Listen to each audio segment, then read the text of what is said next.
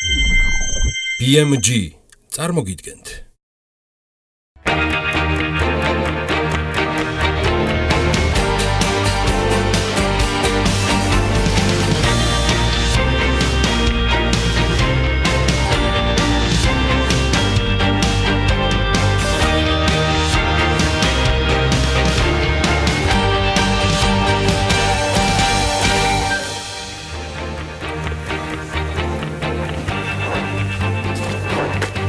დილა მშვიდობის 22 თებერვალია, საქმიანი დილას TV პირველიდან ვიწყებთ. BMG წარმოგიდგენთ ჩვენი გადაცემების, ჩვენი საქმიანი გადაცემების ვიწყებთ პროსტურად საქმიანი დილიდან. საინტერესო ამბებით მთელი შემდეგი 3 საათის განმავლობაში საქმიანი დილას ჩემს კოლეგებთან ერთად გაუძღვები მე გიორგი ისაკაძე. მსოფლიო ბანკმა ქართული ეკონომიკის რისკებიც დაასახელა, ამ ანგარიშით საქართველოს კვლავ რჩება დაუცველი. როგორც მსოფლიო ბანკი აცხადებს, მიმდინარე ანგარიშის მაღალი დეფიციტისა და დაბალი ექსპორტისა და ფულადი გზავნილების რისკის გამო, მსოფლიო ბანკის დასკვნის მიხედვითვე გეოპოლიტიკურმა გაურკვევლობამ და ევროკავშირში ეკონომიკის მოსალოდნელზე ნელა გამოჯანმრთელებამ შესაძლოა საქართველოში ინვესტიციების შემოდინება შეამციროს. ასევე დაშვებებს შორის არის ძლიერი დოლარის თემა, რომელმაც შესაძლოა კიდევ უფრო მეტად გაუარესოს ამ ვალის მაჩვენებელი. ამასთან სესხების 65% საქართველოში უცხოურ ვალუტაშია განთავსებული, რაც ზრდის ფინანსური სექტორის დაუცველობას სავალუტო რყევების მიმართ. მსოფლიო ბანკი დასახელებულ რისკებს შორის ასევე ფისკალურ თემას წევს კვლავ, რომელიც წარმოშობილია სოციალური ხარჯების ზრდიდან, განსაკუთრებით კი პენსიების შემთხვევაში, ასევე სოციალური დაცვისა და ჯანდაცვის პროგრამიდან და კერძო საჯარო პარტნიორობით განხორციელებული პროექტებიდან. მსოფლიო ბანკი ასევე მიუთითებს კერძო სექტორთან დადებული პირდაპირ შეთანხმებებზე, PPA-ზე საუბარი, საფრთხეებზე, რომელიც ერთგვარ რისკებს წარმოადგენს ასევე სახელმწიფო საკუთრებაში არსებული საწარმოებიც. ამასობაში სავალუტო ფონდმაც ექსკლუზიური ინტერვიუ მისცა BMG-ს, რაზეც ნინო კვინტრაძე ეს ამ შემთხვევაში ის ინტერვიუა, რომელიც იყო ელენე კვანჯილაშვილთან ერთად, კი ბატონო. მადლობა ყოველ შემთხვევაში სავალუტო ფონდის ქართულ ოფისს და ფრანსუა პეშოს მუდმივი კომუნიკაციისთვის. მოკლედ, ფრანსუა პეშოს პირით სავალუტო ფონდი საქართველოში ერთ-ერთ მთავარ გამოწვევად განათლებას ასახელებს და მის რეფორმას. ფონდის რეგიონალური წარმომადგენელი ჩვენთან ინტერვიუში, ანუ BMG-სთან ამბობს, რომ ქვეყანაში უნდა შემცირდეს სამუშაო ძალასა და ბაზრის მოთხოვნებს შორის უთანაბრობა. კონკრეტულად 2018 წლის მსოფლიოს მთავარ რისკებზე ასევე კვლევა, ჩემო ბატონო, მოამზადა მსოფლიო ეკონომიკურმა ფორუმაც. მსოფლიოში მთავარ რისკებად ეკონომიკური მდგომარეობა, გარემოს დაცვითი საკითხები, კიბერუსაფრთხოება და გეოპოლიტიკური ვითარება სახელდება. ამაზე მონაცემებს კიდევ ჩავშლით აუცილებლად, რაშიც უკვე ანა ლაპიაშვილი დამეხმარება, მაგრამ იქამდე საქართველოს ნაწილი მინდა გამოვყო. მსოფლიო ეკონომიკურმა ფორუმმა სხვადასხვა ქვეყნებში არსებული რისკები ექსპერტებთან და სახელმწიფოების წარმომადგენლებთან ერთად შეაფასა და საქართველოს შემთხვევაში, რომლის დროსაც რესპონდენტებს ის ძირითადი რისკები უნდა დაესახელებინათ, რომლებიც მომდევნო 10 წელში მათ ბიზნეს გეგმით ყველაზე მეტად უკავშირდებოდა. მოკლედ, საქართველოში ყველაზე რისკიანი მიმართულებად კვლავ უმუშევრობა რჩება. უმუშევრობის რისკი გამოკითხული რესპონდენტების 52%-მა დაასახელა, მმართველობის მარცხი 36%-მა, აგრესიული და სრულიად არაპროგნოზირებადი ჩრდილოელი მეზობლის გათვალისწინებით სახელმწიფოთა კონფლიქტი რისკად 34%-მა დაასახელა, ურბანული დაგეგმარება თითქმის 30%-ის პასუხში დაფიქსირდა, ინფლაცია, სოციალური არასტაბილურობა, ფისკალური რისკი, ეს არის 27%-ის შემთხვევაში და 18%-ით ბოლოს წინა ადგილებს კრავს ინფრასტრუქტურა და სახელმწიფო კრიზისი. თითქმის 16%-იან ზღვარზეა რისკებს შორის თავად ელექტროენერგიის ფასი. აი, აგერ კიდევ დაპირებული ანა ლაპიაშვილის მომას მივესალმები ანა დილამშვიდობის. გიორგი, რესპონდენტების 13%-ისთვის მთავარ რისკს წარმოადგენს შესაძლო კიბერთავდასხმა, 11%-ისთვის კი ბუნებრივი კატასტროფა. ყველაზე ნაკლებ სარისკო საკითხებად საქართველოში საკვების კრიზისი, დეფლაცია და მასობრივი განადგურების იარაღია მიჩნეული.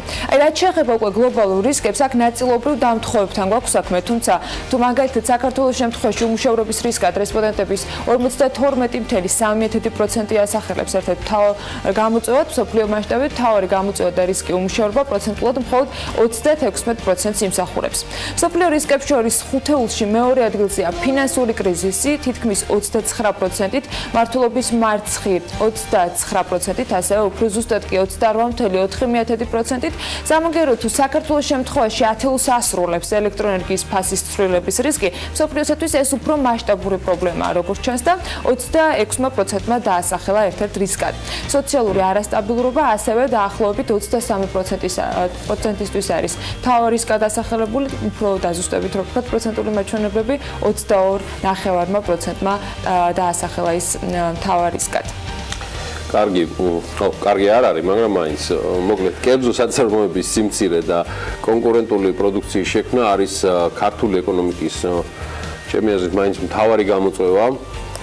ამისათვის ვცდილობთ ვერ ვიტყვი რომ ყოველდილით გამოგდის რომ საკუთარი და პირველ რიგში რა თქმა უნდა თქვენი ბუნება განწყობა სწორედ ესეთი კარგი ამბებით შევქმნათ, თუმცა დღეს ის შემთხვევაა როცა ტრადიცია გრძელდება, ფოთში აჭარა ტექსტილის ახალი სამკერვალო ფაბრიკა იხსნება, ანუ საუბარია კომპანია აჭარა ტექსტილზე, რომელშიც 3000 ადამიანი დასაქმდება.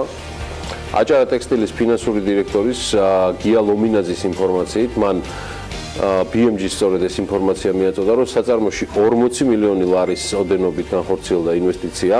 ინვესტიციაზე არის საუბარი ცხადია ვინც იცნობთ ამ კომპანიას ძირითადად თურქეთიდან და სწორედ აჭარა ტექსტაილის ფინანსური დირექტორი და მისი წარმომადგენელი გია ლომინაძე გვერდება ახლა პირდაპირ ეთერში, რომელიც გაცილებით მეც გვეტყვის აღნიშნულ საწარმოს და დღევანდელი პრეზენტაციის შესახებ. დილა მშვიდობის ბატონ გია. დილა მშვიდობის. მოგესალმებით. მადლობა თქვენი დროისთვის და რომ გითხრათ მოკლედ თავად ამ ფაბრიკის შესახებ. ეს არის თქვენი რიგით მესამე ფაბრიკა საქართველოში, რამდენადაც მე ვიცი. დიახ, ნამდვილადაც ეგრეა.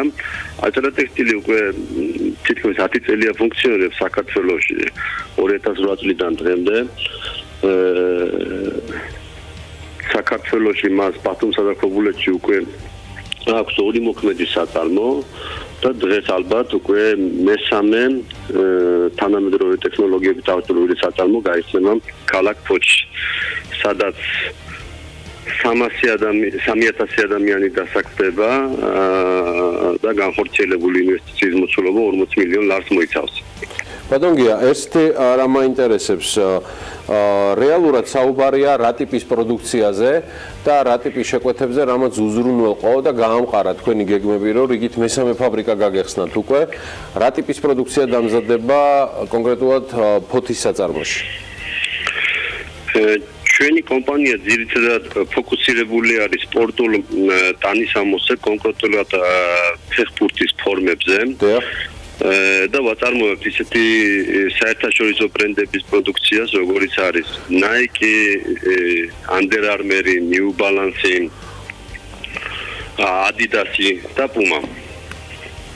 რეალურად საუბარი არის ამ ბრენდებისთვის მოცულობების გაზრდაზე და მიწოდებაზე თუ ემატება რაიმე დამატებითი დაკვეთები აჭარა ტექსტაილს, აი ბიზნეს მოდელს. ძირითადად ჩვენ დღემდე ძირითადად ვაწარმოებთ Pumas, Lotos, Erimas, მცირეოდენ Adidas-საც. და ასე დავიწყეთ უკვე ფართო მასშტაბით Nike-ის პროდუქციის წარმოებას და დროთა განმავლობაში შეემატება ამას Under Armour-ის პროდუქციის წარმოებას. ბატონ გია, ერთი დეტალი მაინტერესებს კიდევ. აჭარა ტექსტაილიდან 3000 კაცი, რომლის დასაქმების არანაირი ვალდებულება, ეს არის ბიზნეს განაცხადი, რომელიც ჩვენ რამდენიმე კვირაა გვესმის. რა ძალიან კარგია და მე ულოცავ ყველას, ვინც აჭარა ტექსტილში დასაქმდება. 3000 კაცის დასაქმება როგორ მოხერხდა? ანუ გულისხმობ, ძირითადად რა მიმართულებით არის ეს ხალხი ასე ვთქვათ დასაქმებული? თქვენ ალბათ იცით რომ აჭარატექის უკვე მოქმედი ორი საწარმო აქვს. პირველად ჩვენ როცა დავიწყეთ დაახლოებით 250 ადამიანზე ქონდა გათვლილი და დღეისთვის უკვე 2500 ადამიანი მუშაობს. ჩვენ ამის უკვე საკმაოდ კარგი გამოცდილება გვაქვს. ფოთში გახსნილი საწარმო არა მარტო ფოთის მაცხოვრებელს მოემსახურება, ის მოემსახურება მიმდებარე სოფლებს. ეს იქნება ზუგდიდი, მარტვილი, სენაკი და ასე შემდეგ. ჩვენ ამ ყველა სოფლიდან, ყველა მიმდებარე რეგიონიდან ჩამოვიყვანთ სამუშაო სრულ ადამიანებს, ჩვენი სატრანსპორტო საშუალებით, ჩვენი კომპანია უწევთ მათ სატრანსპორტო მომსახურებასაც. დილით მოიყვანთ საწარმოში და საღამოს ისევ დააბრუნებთ ოჯახებში. ანუ კონტრაქტები ყველაფერი საიმისოდ, რომ თქვენ შეასრულოთ ის დაკვეთები, რომელიც მსოფლიოს და ამ კონკრეტულ შემთხვევაში რომ თქვენ დაასახელეთ ბრენდები ევროპის აღიარებული ბრენდებიდან მოდის, ამისთვის ყველანაირი მზაობა გაქვთ. რა თქმა უნდა, რა თქმა უნდა. ხოლო კითხვა ბატონ გია და მე უკვე პრეზენტაციისთვის ასე ვთქვათ აღარ მოგაცდენთ, იმიტომ რომ დღეს გახსნა გაქვთ გახნისა. შემდეგი გეგმები აჭარა ტექსტაილის რამდენად შეიძლება რომ დღეს 21 თებერვალს 2018 წლის დასაწყისში გავამჟღავნოთ. იქნება ეს ამ ტიპის მასშტაბური ყველაზე ბოლო ინვესტიცია თქვა წელს აჭარა ტექსტაილის მხრიდან თუ თქვენ შეგიძლიათ უკვე განაცხადი გააკეთოთ შემდეგ ნაბიჯზე კომპანიის. არა, უბრალოდ ჩვენ ამ ინვესტიციის ახლა ფოთში მოქმედი ინვესტიციის სრულად ათვისებას დაგვიდება დაახლოებით 1 წელი კიდე, იმიტომ რომ ახლა უკვე მუშაობს 700 ადამიანი და 3000 ადამიანს რომ მიაღწევს, ამას დაჭირდება წელიწად ნახევარი. ანუ დაახლოებით 2019 წლის ბოლოს სრულად ავითვისებთ ამ საწარმო შესაძლებლობებს. ამის შემდეგ უკვე ვიფიქრებთ შემდეგ საომავლო ინვესტიციებზე. მადლობა გია ლომინაძე, საჭარა ტექსტილის ფინანსური დირექტორი იყო ჩვენთან პირდაპირ სატელეფონო კავშირზე წარმატებები აჭარა ტექსტილს და ყველას ვინც ასეთ კარგ საქმეს აკეთებს. წარმატებები კიდევ ერთ საინტერესო ბიზნესს და ეს ერევანში მდებარე ფარმაცევტული საწარმო აბიფარმია. აბიფარმი, რომელიც წელს ახალი ბაზრების ათვისებას გეგმავს, ქართული ანტიბიოტიკები ექსპორტზე უზბეკეთში, სომხეთსა და ერაყში 2014 წლიდან გადის. ამჟამად კი მედიკამენტების რეგისტრაციის პროცესი იემენსა და აფრიკის ქვეყნებში მიმდინარეობს. აბიფარმი დღეში 10000-მდე ერთეულ 12 დასახელების ანტიბიოტიკს აწარმოებს. 2 წლის წინ პროგრამა აწარმოეს საქართველოს ფარგლებში, კომპანიამ დაბალპროცენტიანი კრედიტი მიიღო. წარმატებები აბიფარმს, წარმატებები აწარმოეს საქართველოს. საქართველოსთან მტკნარი წყლის ექსპორტი იზრდება, თუმცა შემოსავალი ამ სექტორიდან ჯერ ისევ მცირეა. საქსტატი აქვეყნებს ინფორმაციას, რომლის მიხედვითაც 2017 წლის განმავლობაში ქვეყნიდან $507,000 ღირებულების წყალი გავიდა, რაც 2016 წლის მაჩვენებელს 32%-ით აჭარბებს. ექსპორტი გაზრდილია მოცულობის მიხედვითაც, კერძოდ გასულ წელს ქვეყნიდან ჯამში 1,075,000 ლიტრი მტკნარი წყალი გაიტანეს, ანუ 57%-ით მეტი ვიდრე წინა წელს და უნდა აღინიშნოს, რომ ამ მოცულობის ნახევარი მოდის ჩრდილოეთ მეზობელზე, რუსეთზე. 2017 წელს მტკნარი წყლის საექსპორტო ბაზარს ახალი ქვეყნების დაემატა, მათ შორის არის ბრიტანეთი, ყატარი, ბაჰრეინი, ჩინეთი და იტალია, თუმცა წყალი აღარ გაუტანიათ მაგალითად საუდის არაბეთში. ამ ქვეყანას წინა წლებში რუსეთის შემდეგ წყლის ექსპორტში კი მეორე პოზიცია ეკავა. საქსტატის მონაცემებით მტკნარი წყლის ექსპორტით გასულ წელს დაახლოებით 16 კომპანია იყო დაკავებული. მტკნარი წყლის და ექსპორტით დაკავებულ კომპანიებს უახლოეს მომავალში ასევე შეეძლებათ რთულად შეღწევადი ქვეყანა დაალაშქრონ, მაგალითად როგორც არის შვეიცარია, რადგან საქართველოსა და შვეიცარიას შორის თავისუფალი ვაჭრობის შესახებ შეთანხმება ძალაში 1 მაისიდან შევა. საქართველოსა და ევროპის თავისუფალი ვაჭრობის ასოციაციის EFTA-ს ქვეყნებს შორის თავისუფალი ვაჭრობის შესახებ შეთანხმება 1 სექტემბრიდან შევიდა ძალაში და პირველ ეტაპზე შეთანხმება ნორვეგიასა და ისლანდიას შორის ამოქმედდა. საქართველოსა და EFTA-ს შორის თავისუფალი ვაჭრობის შესახებ შეთანხმებას კი 2016 წლის 27 ივნის ბერნში მოეწერა ხელი ევროპის თავისუფალი ვაჭრობის ასოციაციის მინისტერიალის ფარგლებში და საქართველოსა და ევროპის თავისუფალი ვაჭრობის ასოციაციის წევრ სახელმწიფოებს შორის ამით თავისუფალი ვაჭრობის შესახებ შეთანხმება საქართველოში არსებულ საწარმოებს რეალურად აძლევს შესაძლებლობას, რომ წარმოებული პროდუქციის დიდი ნაწილი სატარიფო ბარიერების გარეშე დამატებით 14 მილიონიან მაღალ მწყებიან უნარიან ბაზრებზე შეიტანონ. ასეა, საქართველოს და თურქეთი კი თავისუფალი ვაჭრობის არსებული შეთანხმების გაფართოებაზე შეთანხმდნენ ეკონომიკის სამინისტროს ცნობით მოლაპარაკებების ბოლო რაუნდი ანკარაში გაიმართა, სადაც ორი ქვეყნის დელეგაციის შეხვედრა შედგა. შეთანხმების ფარგლებში ქართულ ლიმონზე, კივიზე, ყურძენზე, ჩირზე, ხილისა და ბოსტნეულის კონსერვებისა და ასევე წვენებზე საკვებ ინგრედიენტებზე დაწესებული კვოტები გაუქმდა. გარდა ამისა, კვოტები გაიზარდა ისეთ პროდუქციაზე, როგორც არის თაფლი, რომელზეც თურქეთში მოთხოვნა აშკარად დიდია და მოთხოვნადია, როგორც აღნიშნე, კვოტები აგრეთვე გაიზარდა ცოცხალ ცხვარზე და თხაზე, მსხვილფეხა არქოს ან პირუტყვზე. მაგრამ აი საავტომობილო იმპორტით და ექსპორტით დაკავებული კომპანიებისთვის უმნიშვნელოვანესი სიახლეებს ველოდები ახლა და იმედია ამას უკვე სულ რამდენიმე წამში ვიხილავ. რა თქმა უნდა, გიორგი, სიახლეები, რომელიც ფინანსთა მინისტრმა გუშინ შესთავაზა საზოგადოებას, ავტოდილერებისათვის შეღავათების გარდა კიდევ რამდენიმე მიმართულებას მოიცავდა. ჯერ მთავრობის ხდომის დასაწყისში გავიგეთ პრემიერ-მინისტრისაგან, რომ საგადასახადო ცვლილებების ეფექტი ყველა მალე გაიგოს და შესაბამისად უნდა იგრძნოს. თუმცა ერთი კვირის წინანდელი სიახლის შესახებ გამოხმაურება და კომენტარი არ ყოფილა ერთადერთი ჩვენთვის საინტერესო საკითხი. ფინანსთა მინისტრმა გუშინ 6 ცვლილების შესახებ ისაუბრა დამატებით. კონკრეტულად რა იცვლება, ამაში უკეთ გასარკვევად უკვე სალომე მეცხოველაშვილი გვერდება, სალომე დილა მშვიდობის.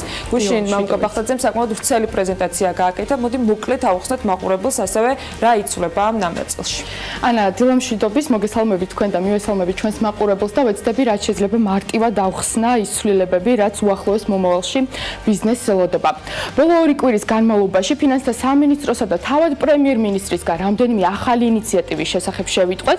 ახალ ინიციატივებზე ფინანსთა მინისტრმა მთავრობის გუშინდელი ხდომის შემდეგ დეტალურად ისაუბრა მედიასთან და გაირკვა, რომ საგადასახადო კოდექსში ერთდროულად რამდენიმე ცვლილება შედის. მაგალითად, საფინანსო სექტორისთვის შეიცვალა მოგების გადასახადის ესტონურ მოდელზე გადასვლის თარიღი. გუშინდელ დღემდე ვიცოდით, რომ საფინანსო სექტორზე მოგების გადასახადის რეფორმა 2019 წლის 1 იანვრიდან უნდა გავრცელებულიყო. გუშინ კი მამუკა ბახტაძემ თქვა, რომ ვადა 2023 წლამდე გადაიზევს. ეს ნიშნავს, რომ თანხების რეინვესტირების შემთხვევაში საფინანსო სექტორში მომუშავე კომპანიები მოგების გადასახადისგან გათავისუფლდებიან და დაიბეგრება მხოლოდ დივიდენდის სახით განაწილებული მოგება. ოღონდ ეს ყველაფერი 5 წლის შემდეგ. აღნიშნული გუშინ საღამოს საქმის კურსის ეთერში ბანკების ასოციაციის ხელმძღვანელმა შეაფასა. კონსულტაციები და ჩვენთვის მოულოდნელი არ ყოფილა ეს გადაწყვეტილება. მე მინდა გითხრათ, რომ მოულოდნელი და არც ისეთი დიდი პროტესტის გზნობა ამასთან მიმართებაში არ გაგვჩენია. 4 წელიწადი ეს არ არის პატარა დრო და ამის გადახედვა, როგორც გითხრათ, შეიძლება დაუშვათ 2 წლის მერეც მოხდეს, ან უფრო ადრე ბევრად ვიდრე არის ახლა დაანონსებული, მაგრამ დიდი პრობლემა საბანკო სექტორისათვის ამაში არ არის. საფინანსო სექტორისთვის მოგების გადასახადის ესტონური მოდელის ამოქმედება გადაიდო. სამაგიეროდ მომდევნო წლიდან რეფორმა გავრცელდება საქველმოქმედო ორგანიზაციებზე, სიპებსა და აიპებზე. მთავრობას აქვს მოლოდინი, რომ აღნიშნული ინიციატივის ფარგლებში ამ ორგანიზაციებს მეტი თანხები ექნებათ შიდა ინვესტიციების განსახორციელებლად, რაც უნდა ისახოს მათი საქმიანობის ხარისხზეც. ასევე გუშინ მამუკა ბახტაძემ თქვა, რომ ავტომობილების რეექსპორტზე გადახდილი აქციზი კონკრეტული პირობის შესრულების შემთხვევაში ბიზნესს სრულად უკან დაუბრუნდება. სალომე, თუ შეიძლება კიდევ ერთხელ გამარჯობა. მოდი კიდევ ერთხელ შენ დაპირებისამე, რომ უფრო კარგად განმარტოთ, რა იცვლება ამ სიახლით მათთვის, ვინც აი მაგალითად ავტომობილებით ვაჭრობს და მეც და შენც და ჩვენმა მაყურებელმა საქმიანმა იცის, რომ ასეთი საკმაოდ ბევრი არიან. გიორგი, ნამდვილად ბევრ ადამიანს დაინტერესებს ეს მიმართულება. როგორც ვიცით, ბიზნესს საქართველოში ავტომობილები შემოჰყავს და შემდეგ კიდე სხვა ქვეყნებში.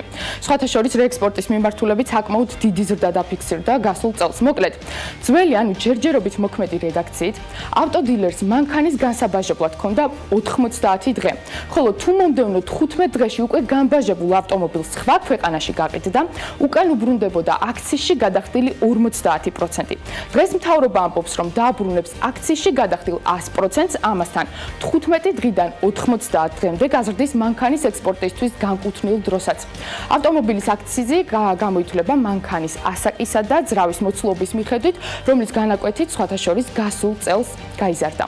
მთავრობის ინიციატივით ასევე თავისუფლდება აქციზისგან შეზღუდული შესაძლებლობების მქონე პირთათვის პირადი გამოყენებისთვის იმპორტირებული ავტომობილები, თუმცა აქაც გარკვეული დათქმა კეთდება. მოусმინოთ მამუკა ბახტაძეს ამ მიმართულებით. გვაქვს ინიციატივა რომ იმ შემთხვევაში თუ სატრანსპორტო საშუალება იმპორტის სასაქონლო ოპერაციაში გაფორმებიდან 90 კალენდარული დღის განმავლობაში გაფორმდება საექსპორტო რეჟიმში, ანუ მოხდება ავტომობილის რეექსპორტი. იმპორტის სასაქონლო ოპერაციაში გაფორმებიდან 15 დღის ვადაში ჩვენ აუნაზღაურებთ გადახდილი აქციზის 100%-ს.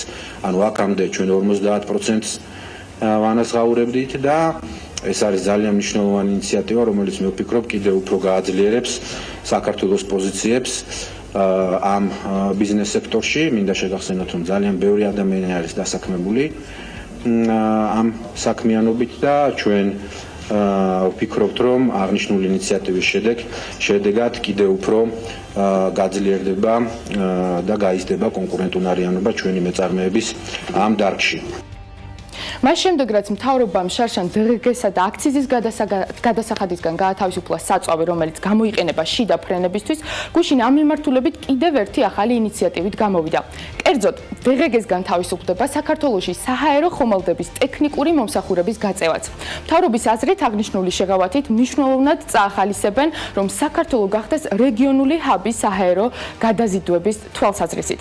ახალი საგადასახადო ინიციატივის ფარგლებში ასევე იცვლება დაბეგრვასთან დაკავშირებული რეგულაციებიც. ერთი შეხედვით ეს ცვლილება ტექნიკური ხასიათისა არის და ამას ამბობს თავად მამუკა ბახტაძეც, მაგრამ განმარტავს, რომ ცვლილება ადმინისტრირებას ბევრ ბიზნესს გაუმარტივებს. სალომე, გამოდის, რომ რეალურად 2017 წლის 1 იანვრიდან დამატებითი ღირებულების გადასახადი დაბეგრვის ობიექტი გახდა უკვე ავანსი ამ შემთხვევაში და შესაბამისად გრძელვადიანი კონტრაქტის დაღეგეთი დაბეგრვის სპეციალური ნორმები ფაქტობრივად აღარ იქნება გამოყენებული. გეთანხმები ანა, ფინანსთა მინისტრი ამბობს, რომ სწორედ ამის გამო გადაწყვიტეს არსებული პრაქტიკის საერთოდ გაუქმება. გრძელვადიანი კონტრაქტის დღგ-ეთი დაბეგრვის სპეციალური ნორმები ეს ნიშნავს, რომ თუ პროექტი გრძელდება 6 თვეზე მეტ ხანს, თან მისი შესრულება გადადის 1 წლიდან მეორეზე. მაშინ დაბეგრვა უნდა მოხდეს შესრულებული სამუშაოების მიხედვით, რაც განხორციელებულია წლის ბოლოსთვის. ვინაიდან 2017 წელს შესული ცვლილებებით ავანსები იბეგრება, აღნიშნული პრაქტიკა ფაქტობრივად აღარ გამოიყენება. გასულ კვირას ასევე დაანონსდა ცვლილება, რომლის მიხედვითაც 5-ჯერ მცირდება მცირე მეწარმეებისთვის ბრუნვის გადასახადი. ასევე მცირე ბიზნესის სტატუსს მიიღებს ყველა ის მეწარმე, რომლის შემოსავალიც 500.000 ლარს არ აღემატება. აქამდე ეს ზღვარი 100.000 ლარი იყო. სწორედ ეს არის ის ძირითადი ცვლილებები, რომლებიც ბოლო პერიოდში მთავრობის მიერ დაანონსდა. მადლობა სალომეს მიმოხილვისთვის. მოდი ახლა ერთად გადავხედოთ თან რეგ-თაიმის ფონზე უკვე დღევანდელ სტუმრებს და შემდეგ ბიზნეს სიახლეებს შემოგთავაზებთ. 22 თებერვალს საქმიანად იწყებენ თამარ ქაროსანიძე, სალომე ზურაბიშვილი, პაატა იმნაძე, გიორგი ცააბა, თინა ლაღიძე, ნინო ანთაძე და ლიკა ქარდავასტუმარი, თეა ლომინაძე. დილა საქმიანია TV პირველზე.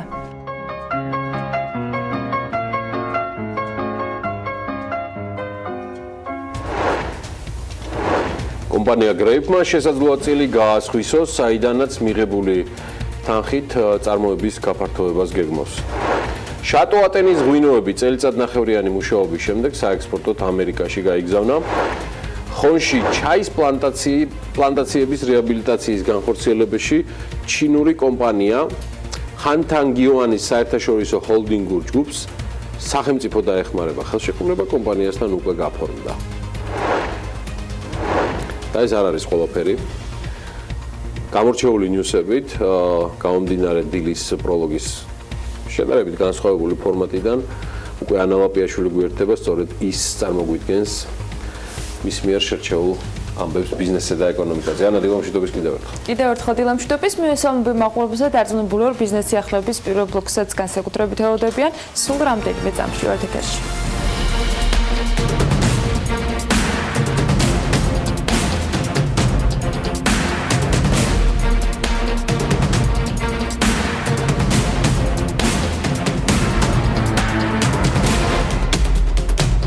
ქართული მიღებული წარმოების დაფასებულ თათარაზე უცხოეთში მოთხოვნა იზრდება. სწორედ ამიტომ გამორიცხული არ არის, რომ კომპანია Great-მა წილი გაასხვისოს, საიდანაც მიღებული თანხით უკვე წარმოების გაფართოება მოხდება. კომპანიის დამფუძნებელი განმარტავს, რომ დღეისთვის Great-ზე მოთხოვნა მიწოდება ვერ ბალანსდება. დავით რამაზიშვილის თქმით, პროექტისათვის ამ რაოდენობით წარმოება, რასაც საექსპორტო ბაზრებით თხოვენ, ვერ ხერხდება და ამიტომ რამდენიმე თვის წინ კომპანიის 50%-იანი წილის გასხვისება გადაწყვეტეს.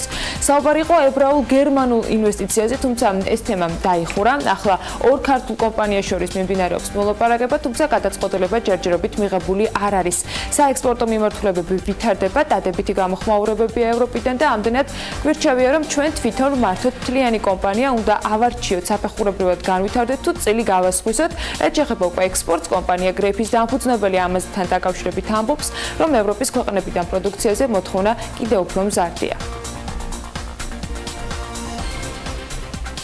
ატენიდან ღვინოების საექსპორტოდ ამერიკაში გაიგზავნეს. შატო ატენის მფლობელი სოსო ვანიშვილი ამბობს, რომ წელიწად ნახევრიანმა მცდელობამ შედეგი გამოიღო.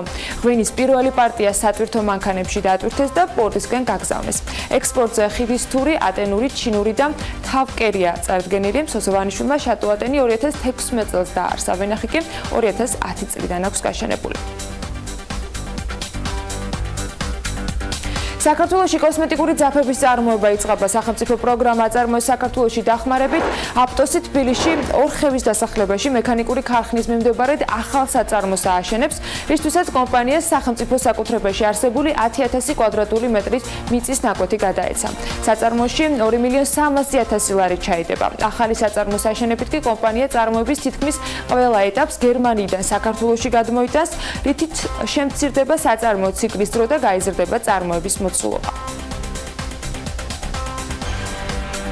ხონში ჩაის პლანტაციების რეაბილიტაციის განხორციელებაში ჩინური კომპანია ჰანგთანგ იუანის საერთაშორისო ჰოლდინგურ ჯგუფს სახელმწიფო დაეხმარება.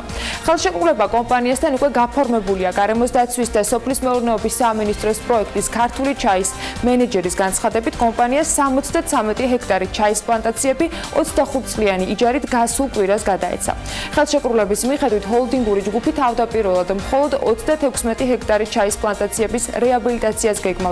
საიდანაც ჩინური კომპანია პირველ ეტაპზე ბიუჯეტიდან 53,000 ლარს მიიღებს. მის ინვესტიცია კი მხოლოდ 23,000 ლარი იქნება. საქართველო-ისრაელის ბიზნეს პალატის წევრი კომპანია ძველ თბილისში სასტუმროს ააშენებს, რაშიც 12 მილიონი დოლარის ინვესტიცია ჩაიდება. პალატის პრეზიდენტის იციკ მოშეს განცხადებით, სასტუმრო მოიცავს ფეშენებელურ ნომრებს, არტ-კაფეებს და რესტორნებს. სასტუმრო არქიტექტურულად ისტორიულ უბანს არის მორგებული, ხოლო მისი ფასადი უბნის ეთნოგრაფიულ რეალობას ასახავს და მასზე გამოსახული იქნება ნაციონალური ორნამენტებიანი ხალიჩა. ამბობს ბიზნესმენი და ასევე აღნიშნავს, რომ არტ-ჰოთელის სახით მალე თბილის კიდევ ერთი ღირსშესანიშნაობა შეემატება.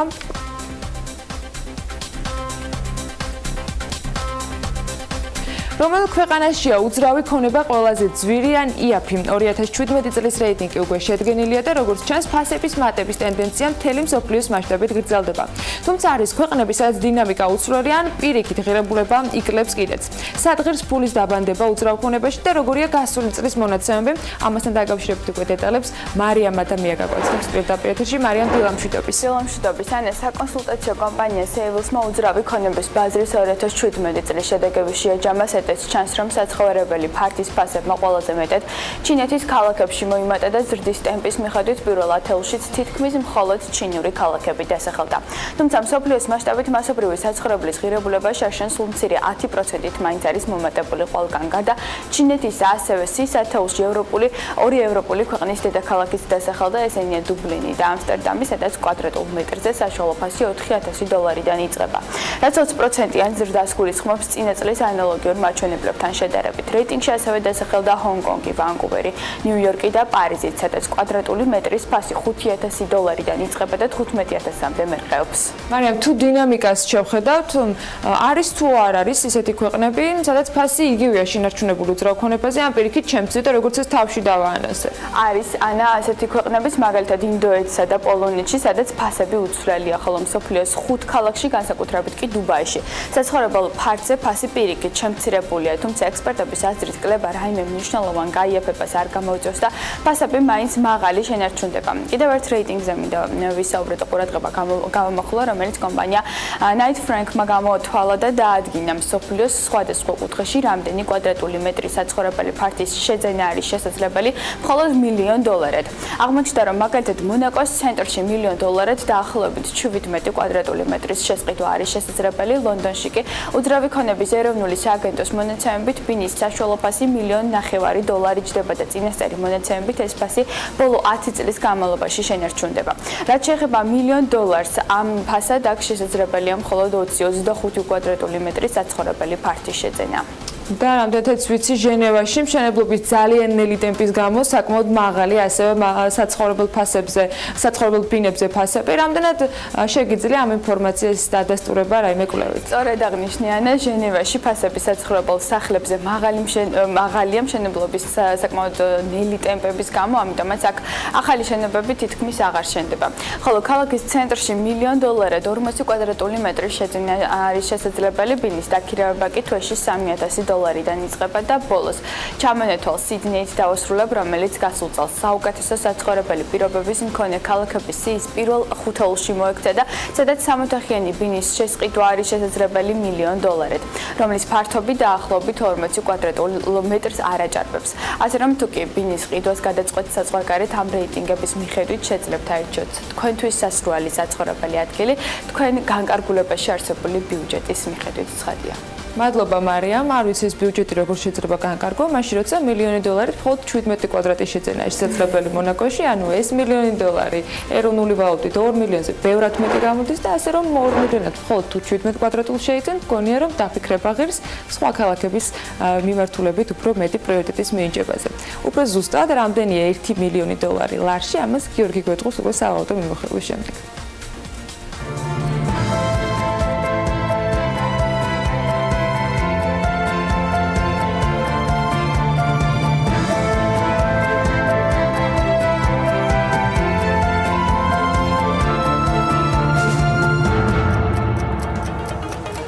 და გუშინდელი ვაჭრობის შედეგად დოლარი გაუფასურდა, $2.46-ია ჩამოსული.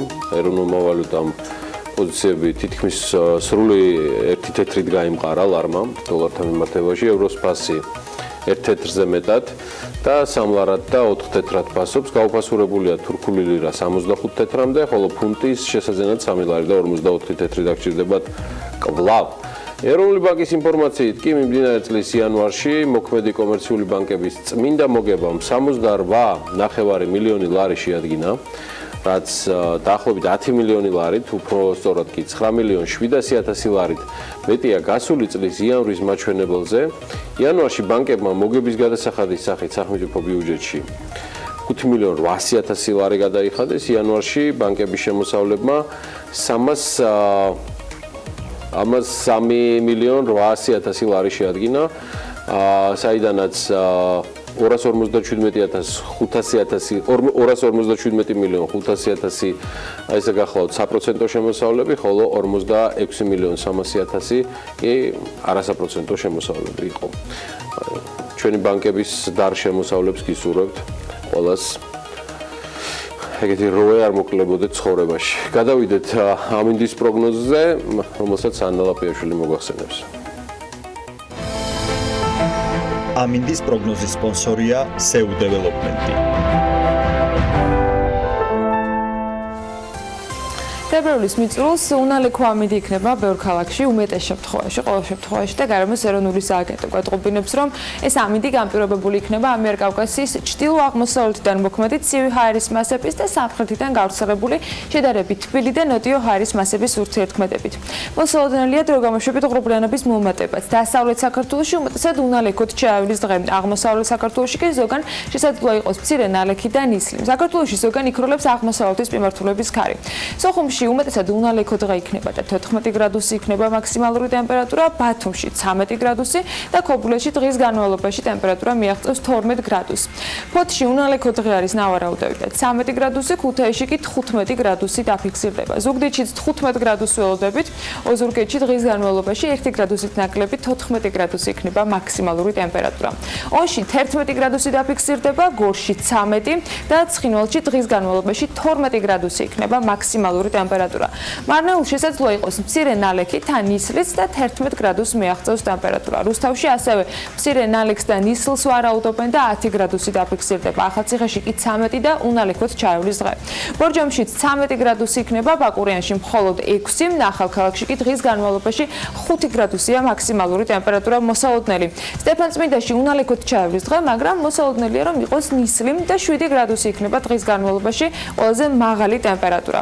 თელავში მცირე ნალექი და ნისლია მოსალოდნელი, თბილისს კი ღრუბლიანი ამინდი ელოდება, შესაძლოა იყოს მცირე ნალექი და ნისლი და იქროლებს სუსტი ქარი. ტემპერატურა კი მაქსიმუმ იქნება 10 გრადუსი. მადლობა ანას, გავიდეთ რეკლამაზე და სულ მალე ვაგრძელებთ საქმიანი დილის გამოშვებას, არ გადახვდეთ მეტი რეკლამა TV პიროს.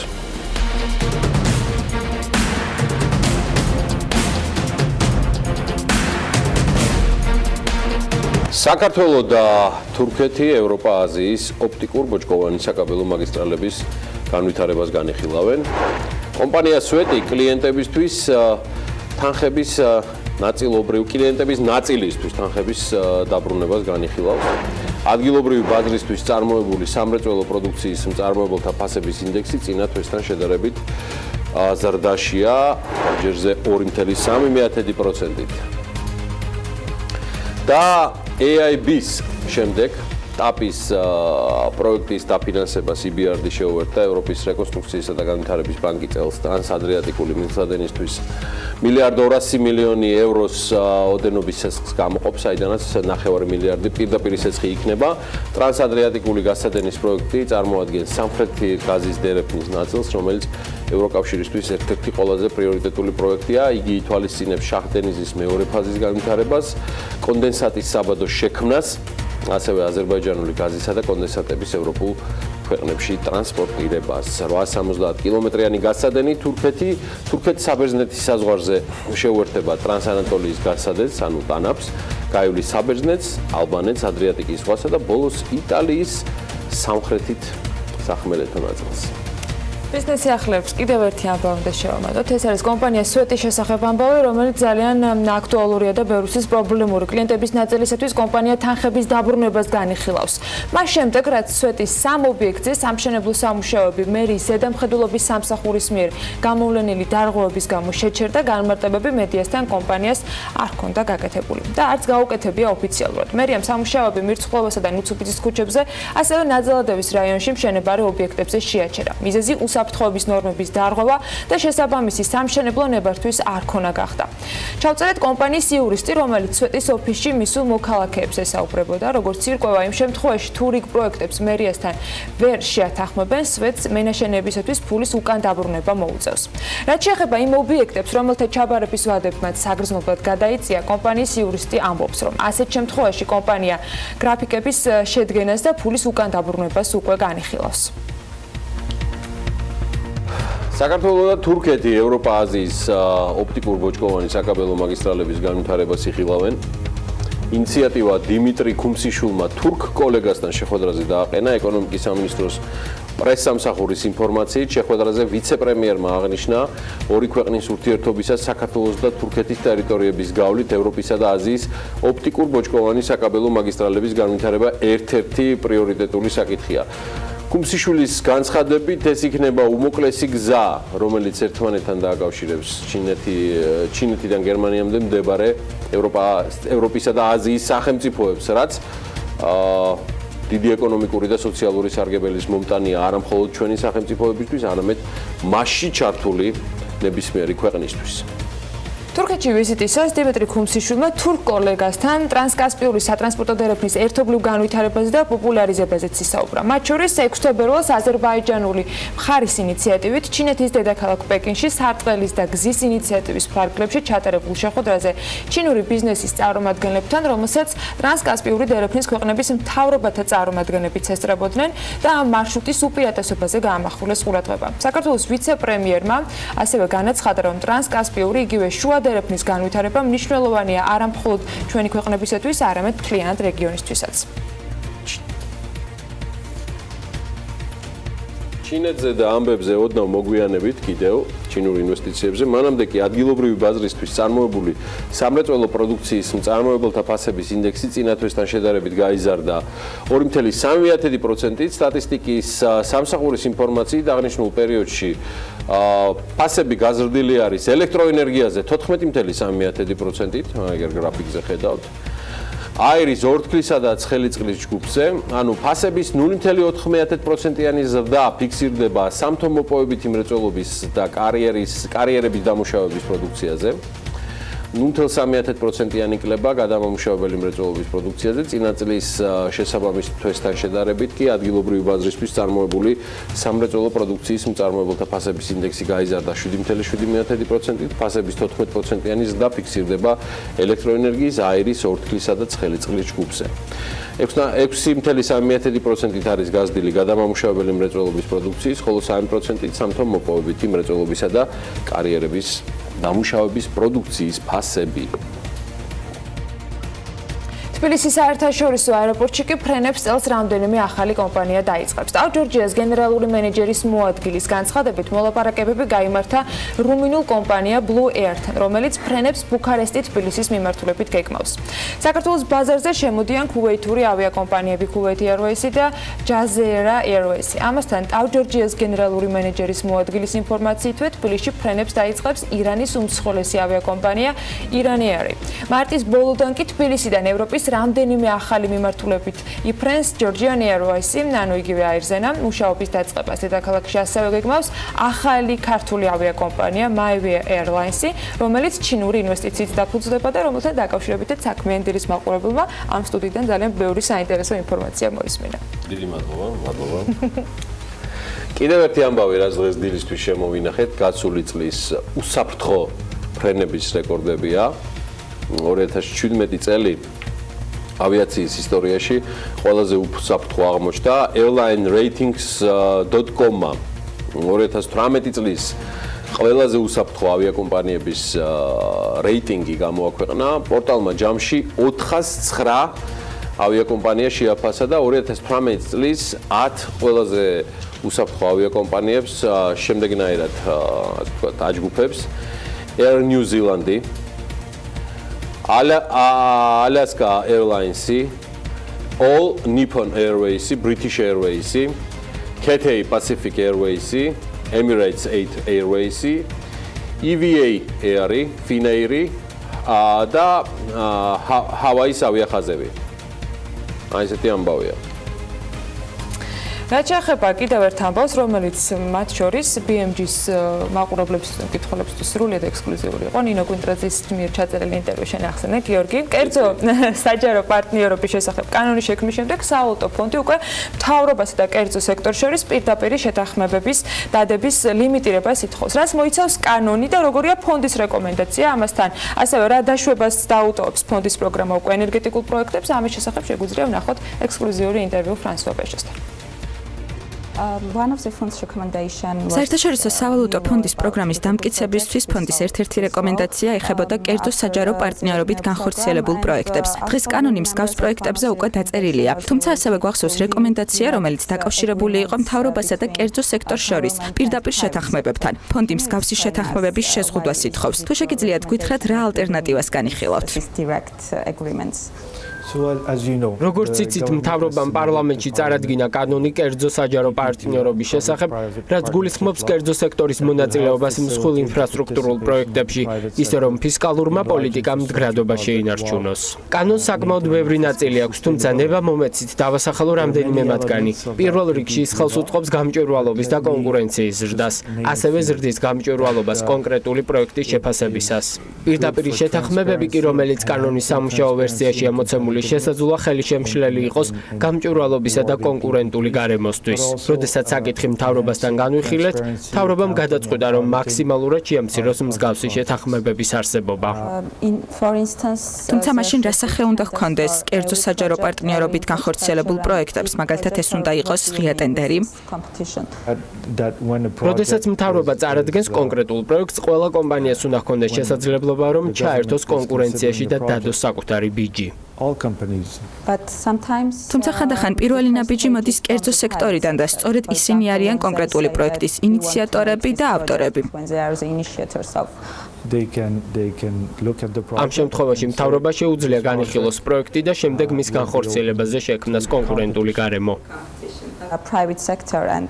კერძო სექტორი და განსაკუთრებით ენერგეტიკის დარგი ამბობს, რომ კანონი კერძო საჯარო პარტნიორობის შესახებ შეამცირებს ინვესტიციებს დარგში. ჩვენ ვიცით, რამდენად მნიშვნელოვანია ქვეყნისთვის ენერგეტიკული პროექტები. კერძო სექტორი კი ამბობს, რომ პროექტის განსახორციელებლად მთავრობისგან გარკვეული გარანტიები სჭირდებათ.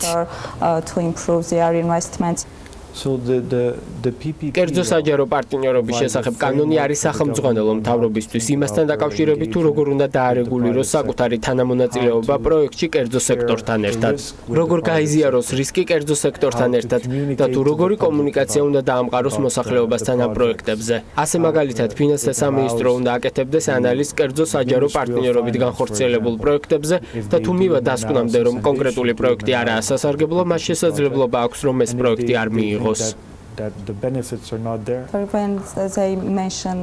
ახალ პროგრამაში ჩადებული იყო, რომ გარანტირებული შესყიდვების შესახებ შეთანხმებები ელექტროენერგიაზე უნდა შეიზღუდოს, მანამ სანამ არ დასრულდება მუშაობა კერძო საჯარო პარტნიორობის პროექტების კანონზე. კერძო სექტორი სწორედ ამ შეთანხმებების შეზღუდვაზე მიუთითებს.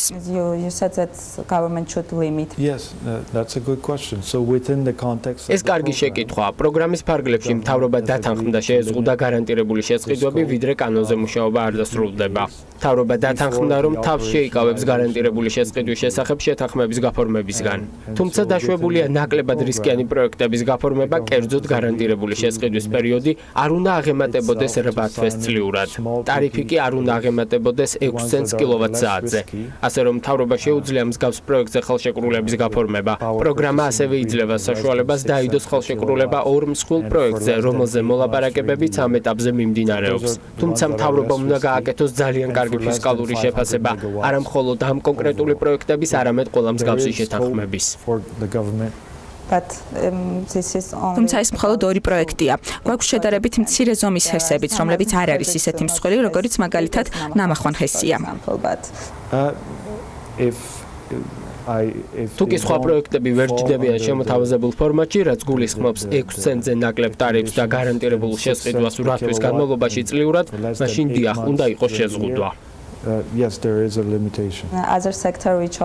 კიდევ ერთი სექტორი, რომელიც ძალიან მნიშვნელოვანია, არის სასამართლო. კერძო სექტორიც მუდმივად აღნიშნავს, რომ ის ძალიან მნიშვნელოვანია ინვესტიციების მობილიზებისთვის. მიმდინარე სასამართლო რეფორმას როგორ შეაფასებთ მაშინ, როდესაც როგორც თქვენ, ასევე სხვა საფინანსო ინსტიტუტების შეფასებებში ვკითხულობთ, რომ სასამართლო სისტემა საქართველოში კვლავ კრიტიკულ საკითხად რჩება.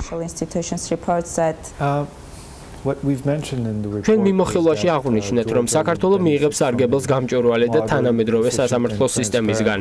ასევე ეს დაეხმარება ბიზნეს გარემოს განვითარებას, რათა მოხდეს ინვესტიციების მობილიზება. ფიქრობ, რომ ეს ნათელი მაგალითია საქართველოსა და სხვა ქვეყნებშიც. შეგვიძლია ეს საქართველოს ერთ-ერთ მთავარ გამოწვევად დავასახელოთ. საქართველოში ბევრი გამოწვევა არის რამდენიმე სტრუქტურული საკითხი, რომელიც მთავრობამ მომავალში უნდა გადაწყვიტოს. პირველი არის კაპიტალური ხარჯები, რომელიც უნდა გაიზარდოს, რათა რეგიონში ქვეყნის ლოგისტიკური ჰაბისა და ტურისტული ცენტრის როლი გაიზარდოს. ასევე მნიშვნელოვანია განათლების რეფორმა, რათა შემცირდეს სამუშაო ძალასა და ბაზრის მოთხოვნებს შორის არსებული დისბალანსი, რაც ასევე საჭიროა მეტი ინკლუზიური განვითარებისთვის. ასევე საჭიროა, რომ მოხდეს კერძო საჯარო პარტნიორობის შესახებ კანონის ინტეგრაცია. ასე რომ საკმაოდ ბევრი სფეროა, სადაც მთავრობა ახორციელებს სტრუქტურულ რეფორმებს, ან ეს რეფორმები არის მისი პრიორიტეტი. საგანმანათლებლო რეფორმა ახსენეთ, თუმცა ეს ერთ-ერთი ყველაზე გრძელვადიანი რეფორმაა, რომლის შედეგის დანახვასაც ხშირად 5 და 10 წელი სჭირდება. უფრო სწრაფად როგორ შეიძლება სამუშაო ძალასა და ბაზრის მოთხოვნებს შორის არსებული უთანაბრობის შემცირება.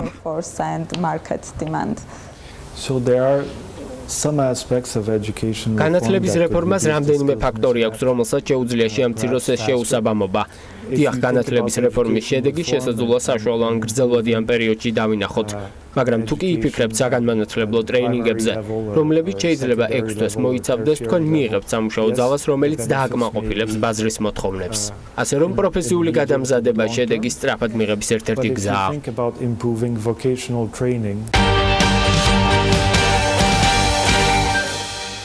კომპანია GVP წყნეთთან კაკლებში წყალმომარაგების სისტემას აწყობს. უნდა აღვნიშნოთ, რომ კაკლების დასახლებაში ისტორიულად წყალმომარაგების სისტემა აქამდე საერთოდ არ არსებობდა. პროექტის დეტალებზე უკვე, რა თქმა უნდა, თათია ჩოფიჩაძე შემოგვიერთდება. თათია, დილა მშვიდობის. დღეისთვის რა სიახლეები გაქვს ჩვენთვის? დილა მშვიდობისა. დილა მშვიდობისა, კიდევ ერთხელ დიახ, ნამდვილად კომპანია Georgian Water and Power-მა კიდევ ერთი ახალი ფართომასშტაბიანი პროექტი დაიწყო. ამჯერად საუბარია კაკლების დასახლებაზე, სადაც როგორც უკვე აღინიშნა, ამ დრომდე წყალმომარაგების სისტემა არასდროს არ არსებობდა. სამუშაოების ფარგლებში დაგეგმილია 4 კილომეტრზე მეტი წყალმომარაგების ქსელის შეცვლა, რისთვისაც კომპანია ჯამურად 1,5 მილიონ ლარის დახარჯვას აპირებს. ჩვენთან ერთად ტრადიციულად იმყოფება მამუკა კიკალიშვილი, კომპანიის ოპერაციების მართვის დირექტორი. მოგესალმებით კიდევ ერთხელ. ვადებზე რომ გითხრათ, დარწმუნებული ვარ ადგილობრივებს ძალიან აინტერესებთ, როდის დასრულდება და ასევე რა გაკეთდება სამუშაოების ფარგლებში. პირველ რიგში მივესალმებით თქვენ მაყურებელს, გიორგი მოგესალმებით. როგორც უკვე აღნიშნეთ, დედაქალაქის ურბანული განვითარებისთვის ერთ-ერთი მნიშვნელოვანი პროექტი ხორციელდება. მთლიანობაში კაკლების დასახლებაში 4 კილომეტრი ქსელი მოეწყობა. მინდა აღვნიშნო, რომ ისტორიულად წყალმომარაგების სისტემა აქ არ არსებობდა და ამ ყველაფრის შედეგად კაკლების დასახლება მიიღებს 24 საათიან უწყვეტ სტაბილურ წყალმომარაგებას. და როდისთვის დასრულდება სამუშაოები, თუ არის უკვე კონკრეტული ვადები გაწერილი? ჩვენ გეგმით გვაქვს მაისის ბოლომდე ამ ყველაფრის დასრულება და ვფიქრობთ, რომ ტემპი არის საკმაოდ სწრაფი და ამ ყველაფერს მოვასწრებთ. დიდი მადლობა. ჩვენთან ერთად ასევე იმყოფება ვაკის რაიონის გამგებელი ნოდარ ტურძელაძე. მოგესალმებით კიდევ ერთხელ ბატონო და რამდენად მნიშვნელოვანია აღნიშნული პროექტი და ჯამურად რამდენ მოსახლეს გაუმჯობესდება წყალმომარაგება? მოგესალმებით, მადლობას გადავუხდი პირველ რიგში კომპანია GVP-ს ამ ერთ-ერთი მნიშვნელოვანი პროექტის განხორციელებისათვის.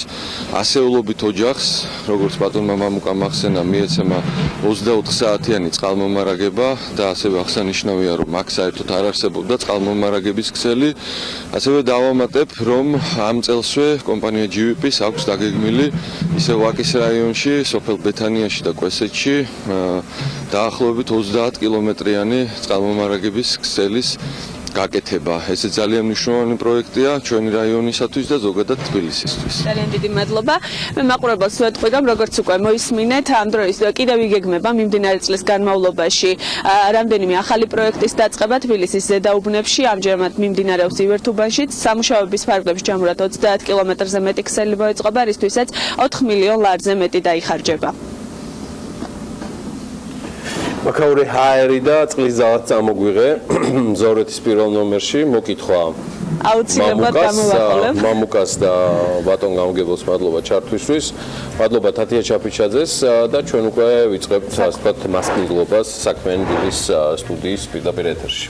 და ჩვენი შემდეგი თემა ეხება უკვე წითელას აფეთქებას, რომელიც საქართველოში ფიქსირდება. დაავადებათა კონტროლისა და საზოგადოებრივი ჯანმრთელობის ეროვნული ცენტრის ხელმძღვანელის ინფორმაციით, ქვეყანაში 2018 წელს 268 შემთხვევაა დაფიქსირებული წითელასი და ეპიდემიის ცენტრი აჭარა. ყველაზე მეტი შემთხვევა 65-70% დაახლოებით სწორედ ამ რეგიონში ფიქსირდება. პრობლემის მასშტაბურობის მიზეზი გამოტოვებული იმუნიზაცია. აცრების საჭიროებაზე, მის მნიშვნელობაზე და შესაძლო რისკებზე ვისაუბრებთ ჩვენ სტუმართან პაატა იმნაძეს დაავადებათა კონტროლისა და საზოგადოებრივი ჯანმრთელობის ეროვნული ცენტრის სამეცნიერო ხელმძღვანელს მასპინძლობთ საქმიან დილაში, თუმცა სანამ წითელას თემაზე გადავალთ, კონკრეტული შემთხვევიდან გამომდინარე, ჩუტყოვილას აცრის საჭიროებაზე უნდა ვიკითხოთ. მცირეწლოვანი ბავშვი გარდაიცვალა. რამდენიმე დღის წინ და სწორედ ამის შემდეგ გახდა ეს თემა აქტუალური და კითხვა შესაბამისად, რომელზეც პასუხი თქვენ ამდენჯერმე მოგიწიათ, მაგრამ მინდა რომ საქმიანი დილის მაყურებლებისთვის კიდევ ერთხელ განმარტოთ. ჩუტყავილასთან დაკავშირებით იყო განმარტება, რომ აცრა არ არის სავალდებულო, რატომ და ამ ფაქტის შემდეგ ხომ არ გადაიხედება ეს საკითხი? დილა მშვიდობის, მართლა ძალიან სამწუხარო ფაქტი მოხდა. პატარა გარდაიცვალა. რაც შეეხება ჩუტყავილას, მაგრამ ეს იმდენად იშვიათია ჩუტყავილას დროს, რომ საქართველოში რამდენიმე 1000 შემთხვევა ჩუტყავილასი არის ყოველწლიურად. შარშანწინ მაგალითად 10000 შემთხვევა იყო, შარშან 8000 შემთხვევა იყო. და ჩვეულებრივ ეს არის ყველაზე უფრო მსუბუქად მიმდინარე ინფექციური დაავადება.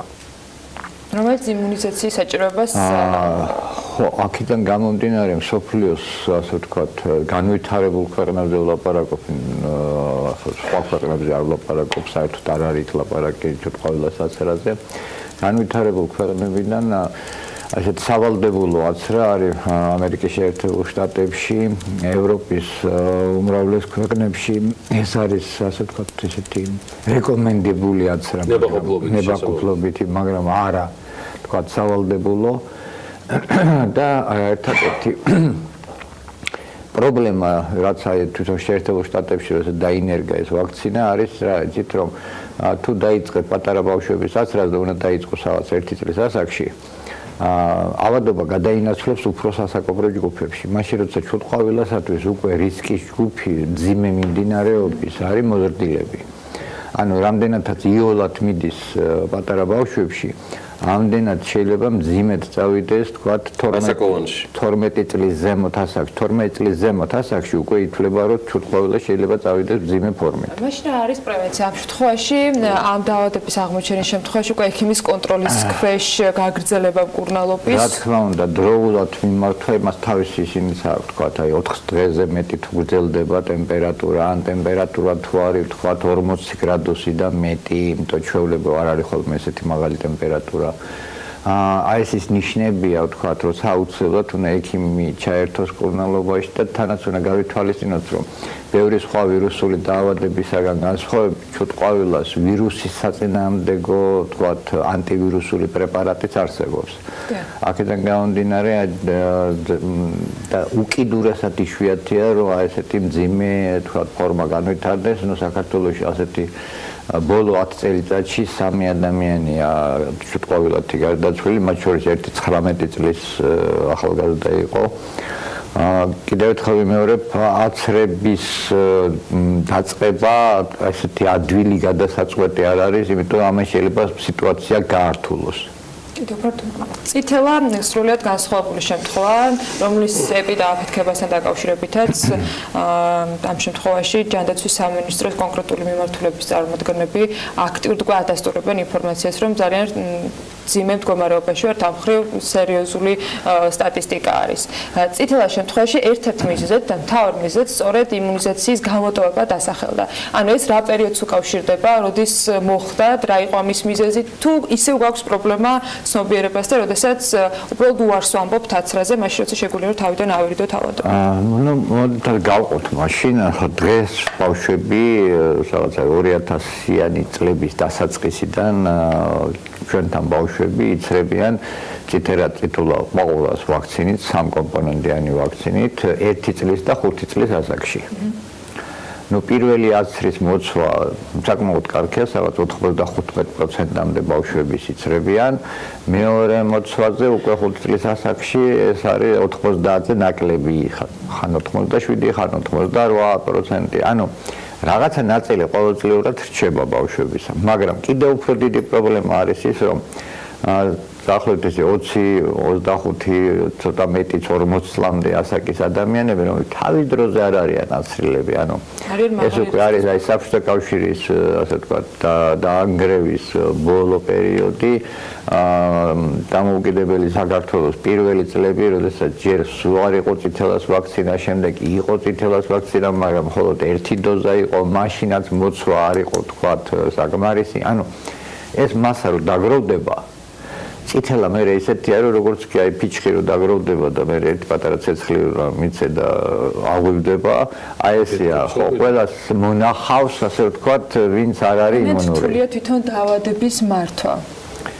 წითელას განსხვავებით აი ჩუტყვავილისაგან საკმაოდ ძიმეთ მიმდინარეობს სხვა შორის ასევე აი რაც უფრო სასაქშია მით უფრო ძიმე მიმდინარეობა მაგრამ აი შეიძლება თქვა წითელას დაახლოებით 1000-დან ერთი შემთხვევა ლეტალურად თავდება ანუ გაცილებით მაღალი აქვს თქვა ლეტალობა ვიდრე იგივე თქვა ჩუტყვავილას და რაც თავია წითელას აქვს ერთი ძალიან ცუდი გართულება ეს არის გვიანი გართულება, ხემწვავე ენცეფალიტი ქვია, ну ახლა მაყურებელს შეიძლება ეს არაფერს არ ეუბნება, მაგრამ ეს შეიძლება 5 წლის მერე, 10 წლის მერე წითელას გადატანიდან არა, სასიკვდილო გართულებაა.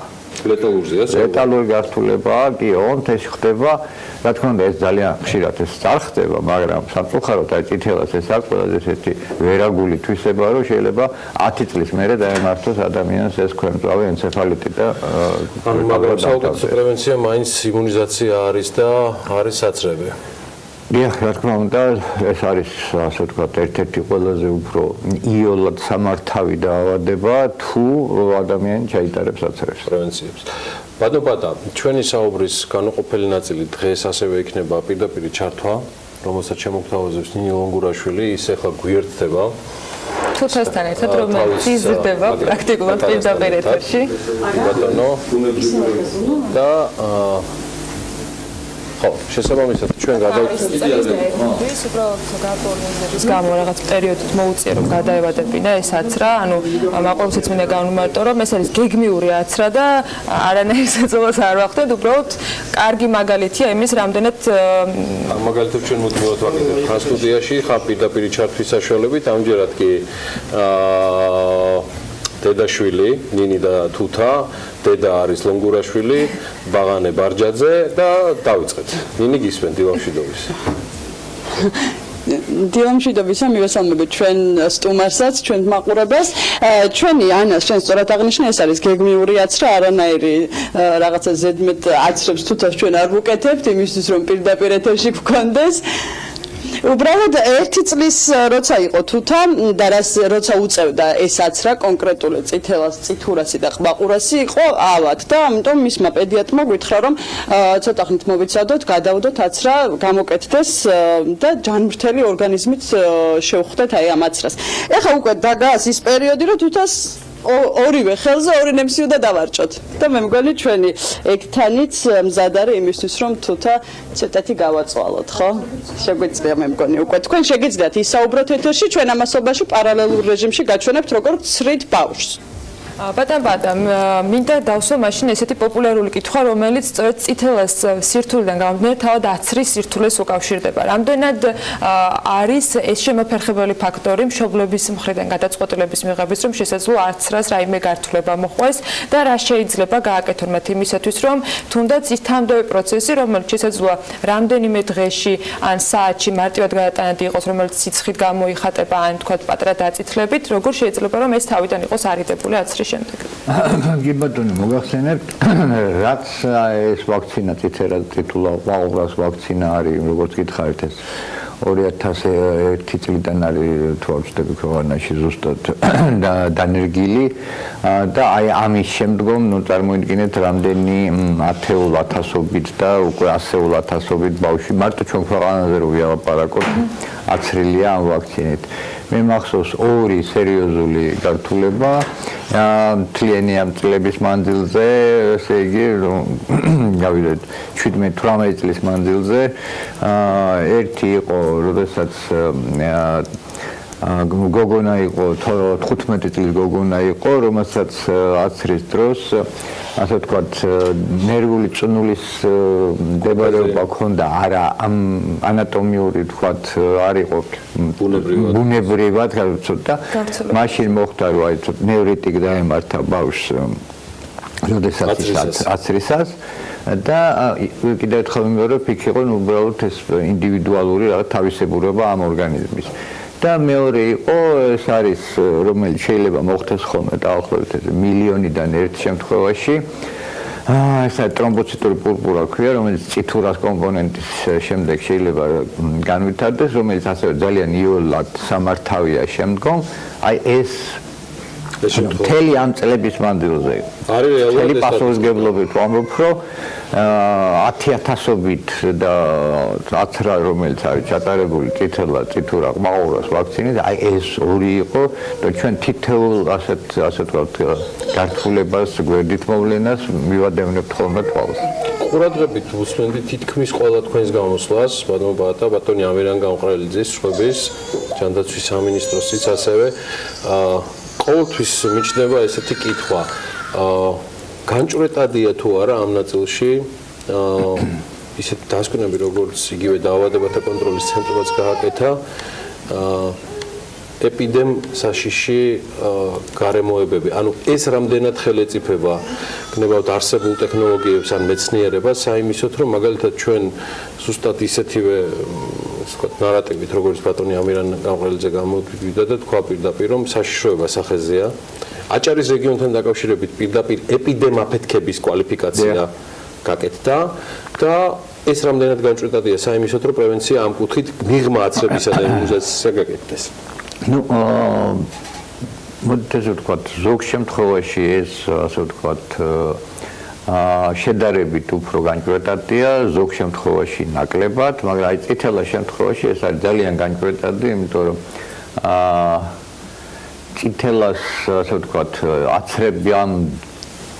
აცრებამდე ერაში 2-3 წელიწადში ერთხელ წითელა ყოველთვის მატულობდა ხოლმე. აცრების ერაში ეს ასე ვთქვათ მოიმატა ამ ინტერვალმა, ასე ვთქვათ ეპიდემიათა შორისმა ინტერვალმა და გახდა რაღაც 8-12 წელიწადი. ჩვენთან აცრება შეამცირა. გაზარდა ინტერვალი, მაგრამ შეამცირა დაავადებების რა თქმა უნდა, ანუ უფრო მეტი ადამიანი უნდა დაგროვდეს, რომ მე არაიმუნური. ჩვენთან იყო 2004-5 წლები იყო წითელა საკმაოდ ფართო მასშტაბიანი ეპიდემია. მაშინ ავად გახდა 11,000-მდე ადამიანი, ეს რაც აღირიცხა. რომელი წელია? 2004-2005. ამიტომაც 2008-ში დაიგეგმა მასობრივი კამპანია, რომ ყველა გამორჩენილი, ყველა დაგროვილი და მილიონამდე ადამიანი უნდა აცრილიყო. მაშინ ერთი წელი მიდიოდა მზადება ამ კამპანიისადმი და რო აგვეცრა ეს მილიონი ადამიანი ფაქტურად იმის მერე ბავშვებში თუ გაგრძელდებოდა გეგმიური აცრები, ნორმალურად წითურ ამ ქვეყანაში აღარ იქნებოდა. თავარია რომ ეს აცრები გაგრძელებული. თავარია ხო ის ჩატარებული იყო ის ერთი ასე ვთქვათ ოპერაცია ასეთი ფაქტო მასშტაბია. აი ბოდიში მილიონი აცრიდან რომელიც თქვა დაგეგმილი ამ კამპანიიდან რეალურად რამდენი აიცრა? 500,000. ნახევარი. ქნის თორე რაიმე პრობლემას დაგვიანებით იმუნიზაცია, როცა თქვა გამოტოვებული აქვს იმუნიზაცია. მოდით ესე ვთქვათ, სხვაგვარი ერთ-ერთი ჩვენი პრობლემა საქართველოში არის ის, რომ ბავშვები კარგად კი იცრებიან საბოლოოდ მეტნაკლებად, იმიტომ 95% მაინც უნდა აიცვას ბავშვების, რომ ეს მარტო ინდივიდუალურად კი არ იცავდეს, საზოგადოებაც რო დაცული იყოს. ჩვენთან მეტნაკლებად ეს კეთდება, ოღონდ პრობლემა არის, რომ გვიან იწყებენ, შესაბამისად გვიან ამთავრებენ. ეხლა წითელას როცა გინდა მაშინ აიცრები პრინციპში შეიძლება ეხლა ჩემი ასაკის ადამიანი შეიძლება აიცრას თქვათ წითელაზე და მე მინდოდა თუთაზე გადავეწყეთ ამ შემთხვევაში, მაგრამ მსგავსად წინა აცრისა, რომელიც აქ ჩვეულებრივ ვირუსულ რესპირატორულ დაავადებებზე გავაკეთე, მინდოდა აქ აცრა, მაგრამ რაღაცა ასაკთან დაკავშირებით მაინც რაღაცა ზღები იყო. პრობლემა არ არის. ჯამში არ არის, ხო პრობლემა არ არის, უბრალოდ 40 წელზე მეტი ასაკის თითქმის ყველა საქართველოს მოქალაქეს უკვე აქვს იმუნიტეტი. ესე იგი. იმიტომ რომ გადატანილი აქვს პრაქტიკულად ამ ასაკის ზემოთ ყველას, ასე ვთქვათ, ბავშვობაში. მაგრამ არის ვაქცინები, რომელსაც თავის დროზე უნდა კალენდარი ისეა შედგენილი და ეს არ არის ჩემი მოგონილი და თქვა ეს არის ძალიან დიდი კვლევების შედეგად, რომ ზუსტად იმ მასაკებში, აი როცა იწყება თქვა 2 თვის, 3 თვის, 4 თვის, ხო? ეს არის ყველაზე უფრო ეფექტიანი ესაც რა მაშინ და ამავე დროს ყველაზე ნაკლები, ისედაც ნაკლები, აი შესაძლო თქვა რაღაც გვერდითი მოვლენები. ოკეი, გასაგები. მოდი ერთად მოვიკითხოთ, ბატონო პატა, ეხლა რა ხდება ჩვენი თუთასკენ გულისხმობ პატარას, რომელიც უკვე აიძრა, თავს გადასარევად და მშვიდად გზნობს, აგერ მიკროფონსაც ერჩის, საკუთარი დედის მიკროფონს და ნინი გისმენთ ყურადღებით, აბა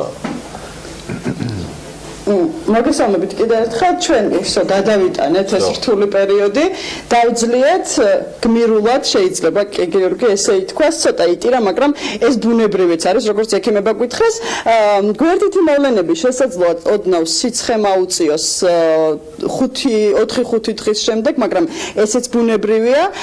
ჩვენთან ერთად ეხლა არის ბექა იოსელიანი, მედიცინის საოჯახო მედიცინის სასწავლო ცენტრის დირექტორი, რომელიც გვეტყვის ბატონმა პატომ კი ისაუბრა ეთერში ვაქცინის შესახებ, თუ რამდენად მნიშვნელოვანია ბავშვებში, მაგრამ ჩვენ ბექასგან გვაინტერესებს, რამდენად ხშირია მომართვიანობა ბავშვების, ან მშობლებს რამდენად ხშირად მოყავს, მით უმეტეს აი ამ ბოლო პერიოდში, რაც გავიქცა. მოგესალმებით, მივესალმებით თქვენს ტელემაყურებელს. თქვენს მიერ დასმულ შეკითხვაზე მოგახსენებთ, რომ საკმაოდ ხშირი არის იმუნიზაციაზე მომართვიანობა. მშობლების მხრიდან ეს განპირობებული არის პაციენტის განათლების დონეზე.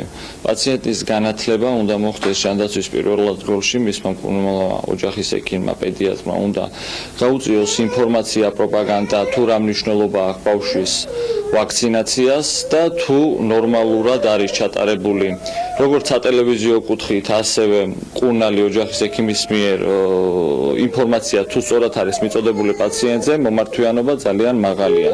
ჩვენი ცენტრის მაგალითზე გეტყვით, რომ თითოეულ ვაქცინაზე მოცვის მაჩვენებელი არის დაგეგმილთან შედარებით 95%-იანი მოცვის მაჩვენებელი გვაქვს, რაც საკმაოდ კარგი შედეგი არის ნებისმიერი ქვეყნისათვის.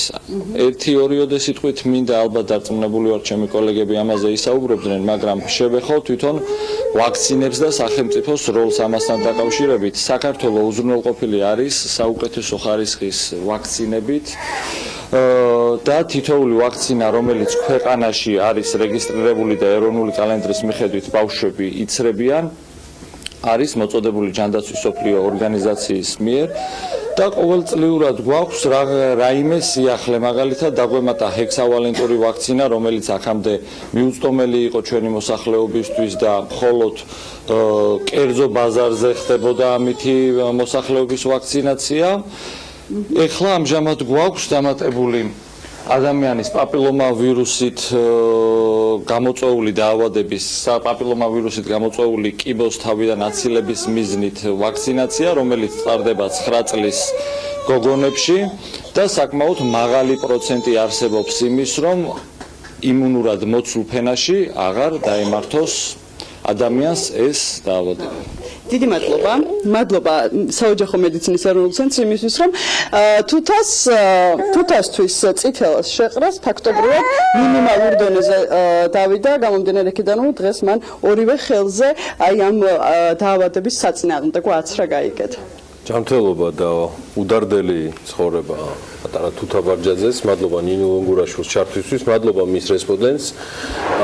კლავ ბოლო შემაჯამებელი კითხვით ვინაცვლებ სტუდიაში ბატონ პატა იმნაძესთან დაავადებათა კონტროლის და საზოგადოებრივი ჯანდაცვის ეროვნული ცენტრის სამეცნიერო ხელმძღვანელთან რეზუმირებისთვის ბატონ პატა წითელაზე ბევრი ვისაუბრეთ ამ პერიოდში, აი ესეთ დეკადურ პერიოდში, წინა საგაზაფხულო პერიოდში, მიუხედავად იმისა, რომ აუცილებლად კიდევ მოგიწევთ სხვადასხვა თემებზე ჩვენთან საუბარი, სხვა დროს ცხადია, რა ღონისძიებები შეიძლება კიდე გადადგეს, რა მიმართულებით, რა ტიპის პრევენციებზე შეიძლება იყოს საუბარი, რომელიც განჭვრეტადია კვლავ ამ სიტყვას გამოვიყენებ ამ პერიოდში. ანუ ახლა გვექნება ასე ვთქვათ, სამწუხაროდ ესე მალე წითელას ვერ გავაჩერებთ, რაც უფრო მეტი ადამიანი აიცრება, მით უფრო მალე გავაჩერებთ, მაგრამ ასეთი პროგნოზი ახლა რომ ვთქვათ, ეს ერთ კვირაში და ორ კვირაში მოხერხდება, არის გაგრძელდება ეს წითელას მატების პერიოდს როდესაც ელოდებით? ალბათ რაღაც აპრილ-მაისში, მერე მოიკლებს, რა თქმა უნდა, ზაფხულში, მაგრამ შემოდგომაზე ისე მოbrunდება. რაც შეეხება სხვას, ახლა წელს რაღაც ძალიან წყნარი სეზონი გვაქვს გრიპისა და გრიპის მაგვარი დაავადებების. ძალიან დაბალი ავადობა შარშანდილთან, შარშანწიდებთან შედარებითაც კი და საერთოდაც დაბალია. ძირითადად B ტიპის გრიპის ვირუსია, ცოტა A ტიპის ვირუსიც ცირკულირებს H1N1, ახლა სიმძიმეში თითქმის ერთნაირია ორივე და განსხვავება არ არის და პაციენტისათვის რომელს დაემართება. და ტოტალური ნებულად არ არის როგორც შარშანი. არა, ნამდვილად. იმართვიანობას დარწმუნებული ვარ. იმართვიანობა გაცილებით დაბალია და ალბათ გაგრძელდება კიდევ 3 კვირა. აპრილში გაგრძელდება, იმიტომ რომ ესეთი დუნეთ მიდის, რომ უფრო ხანგრძლივი იქნება. დანარჩენი ახლა არასეთი რაიმე რეალური გაზაფხულის პერიოდში რაიმე ისეთ თქვა რეალურ მასობრივ რაღაც საფრთხეებს არ ველოდებით. მადლობა ჩვეულად ჩვენთან ერთად ყოფნისთვის და ჩვენი საქმიანი მაყურებლის ინფორმირებისთვის კიდევ ერთხელ შეგახსენებთ, რომ ბატონი პაატა იმნაძე დაავადებათა კონტროლის და საზოგადოებრივი ჯანმრთელობის ეროვნული ცენტრის სამეცნიერო ხელმძღვანელი სტუმრობდა საქმიან დილას. ჩვენ მას ახლა გავაცილებ და შემდეგ სტუმრებს შემოგთავაზებთ უკვე შედარებით ძელვადიანი ამინდის პროგნოზის შემდეგ.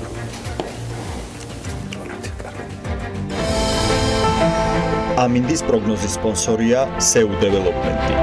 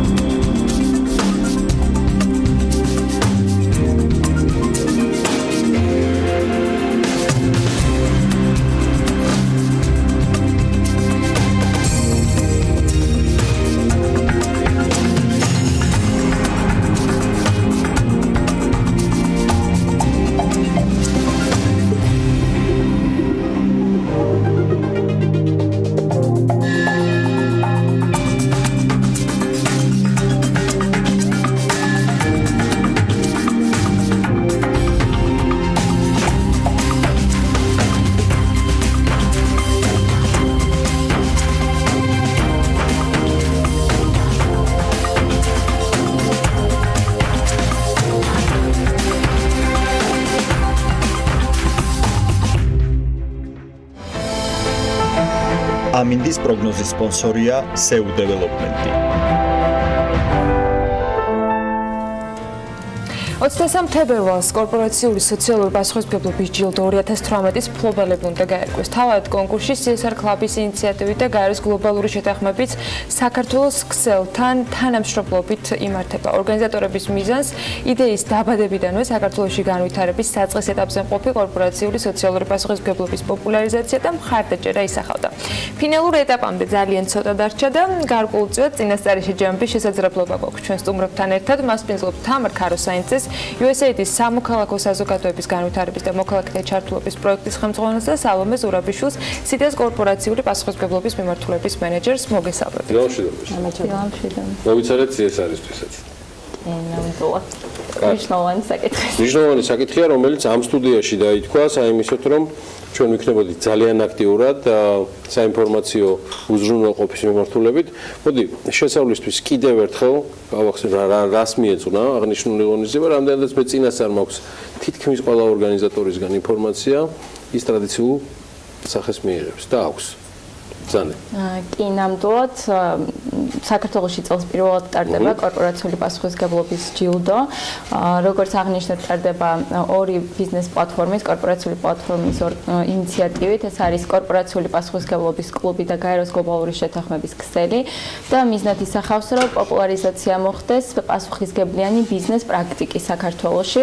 ესეთი ბიზნესის, რომელიც იცავს ადამიანის უფლებებს, გარაბინძურებს გარემოს, არ არის ჩართული კორუფციულ გარიგებებში, სხვა და სხვადასხვა მიმართულება აქვს ზოგადად კორპორაციულ პასუხისმგებლობას. სწორედ ამიტომაც გადავწყვიტეთ, რომ რაღაც წამახალისებელი მექანიზმი დამატებით გავაჩინოთ ბიზნესისთვის და ინიციატივით გამოვიდით, რომ ეს ჯილდო ჩაგვეშვა.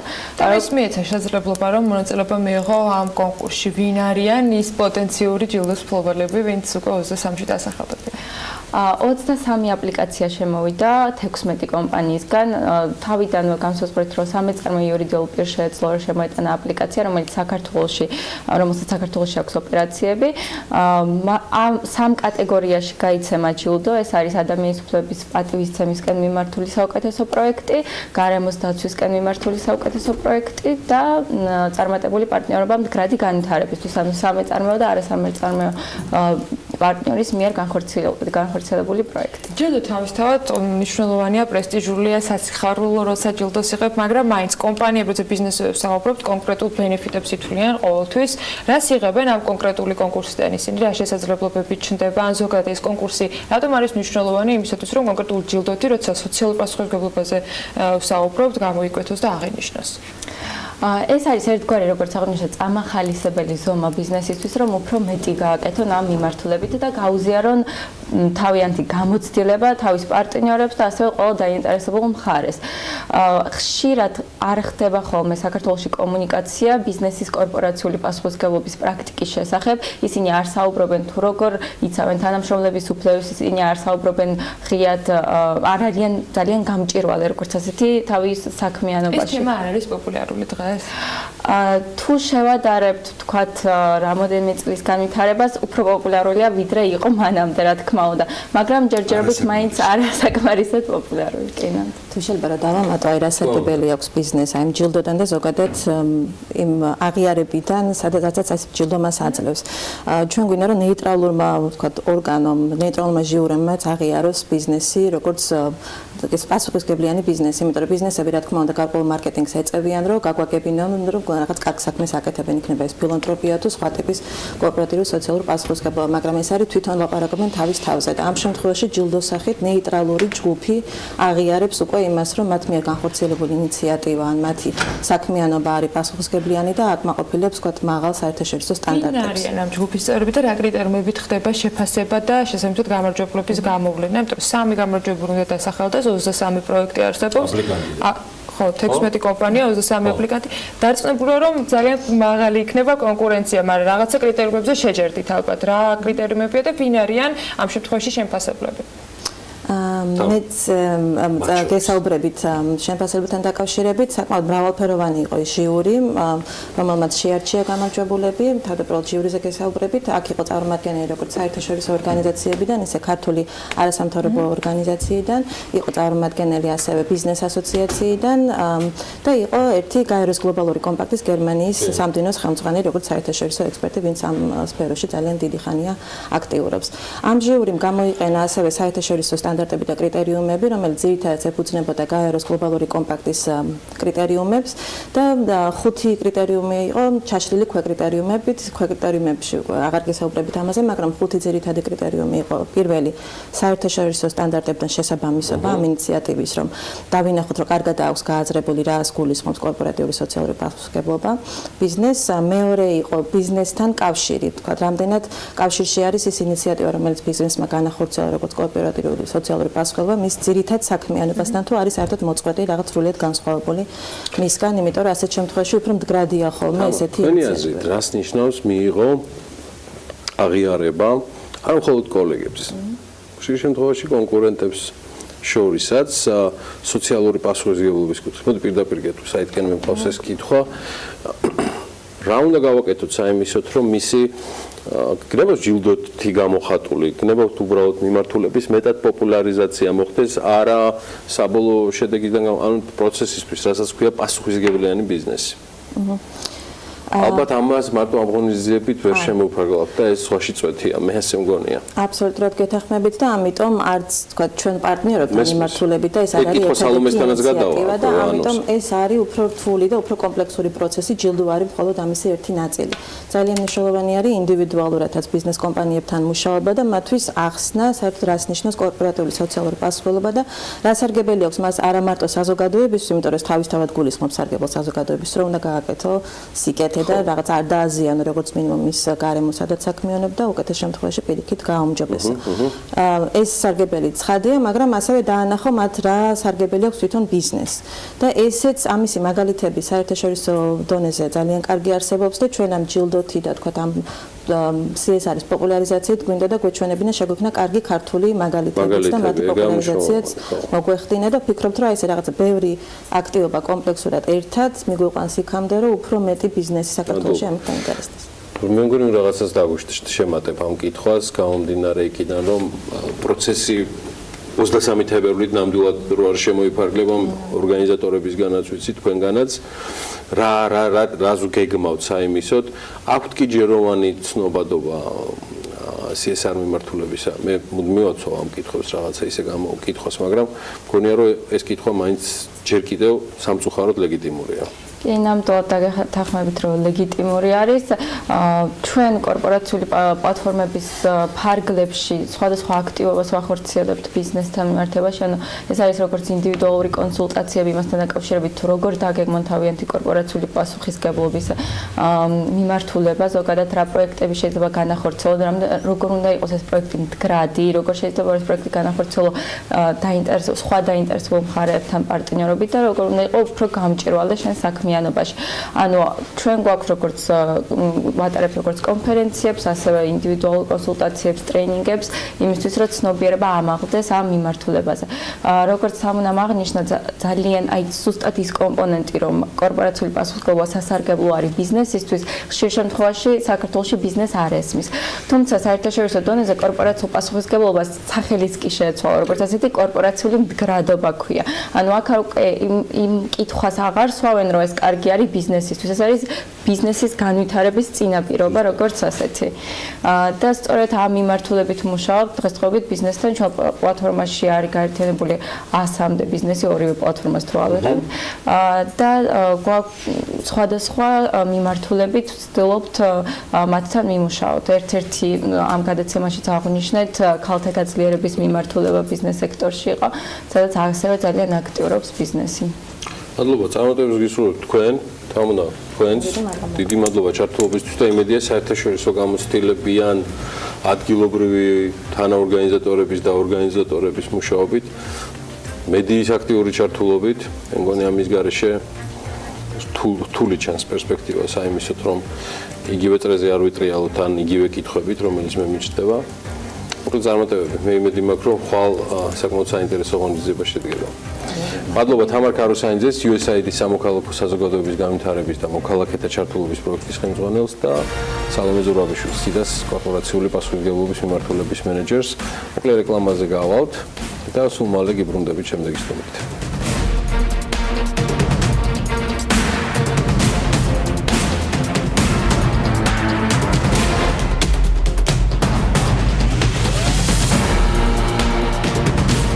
სამშენებლო სფეროში შრომის უსაფრთხოებასთან დაკავშირებით ახალი საკანონმდებლო რეგულაციები მომზადდება. იცვლება სამშენებლო ნებართვების გაცემის წესიც. ამ თემებს განხილვას არ ვაკრებთ. თავისთავად მნიშვნელობითაც უდავოდ ყურადსაღები თემები. არნაკლებ საინტერესო და მნიშვნელოვანია მშენებლობის დასრულების შემდეგ უკვე დაწყობილ სახსა თუ ნებისმიერი ტიპის ორგანიზაციაში უსაფრთხოების ზომების არსებობა და რა თქმა უნდა თან გამართული მუშაობა. ხანძრების შედეგად მიღებული მძიმე გამოცდილების ფონზე სადავო არ არის, რომ განსაკუთრებით მრავალსართულიან შენობებში კრიტიკულად მნიშვნელოვანია ხანძარ საწინააღმდეგო სისტემის გამართულობა. სწორედ ამ თემაზე ვისაუბრებთ ჩვენ სტუმართან.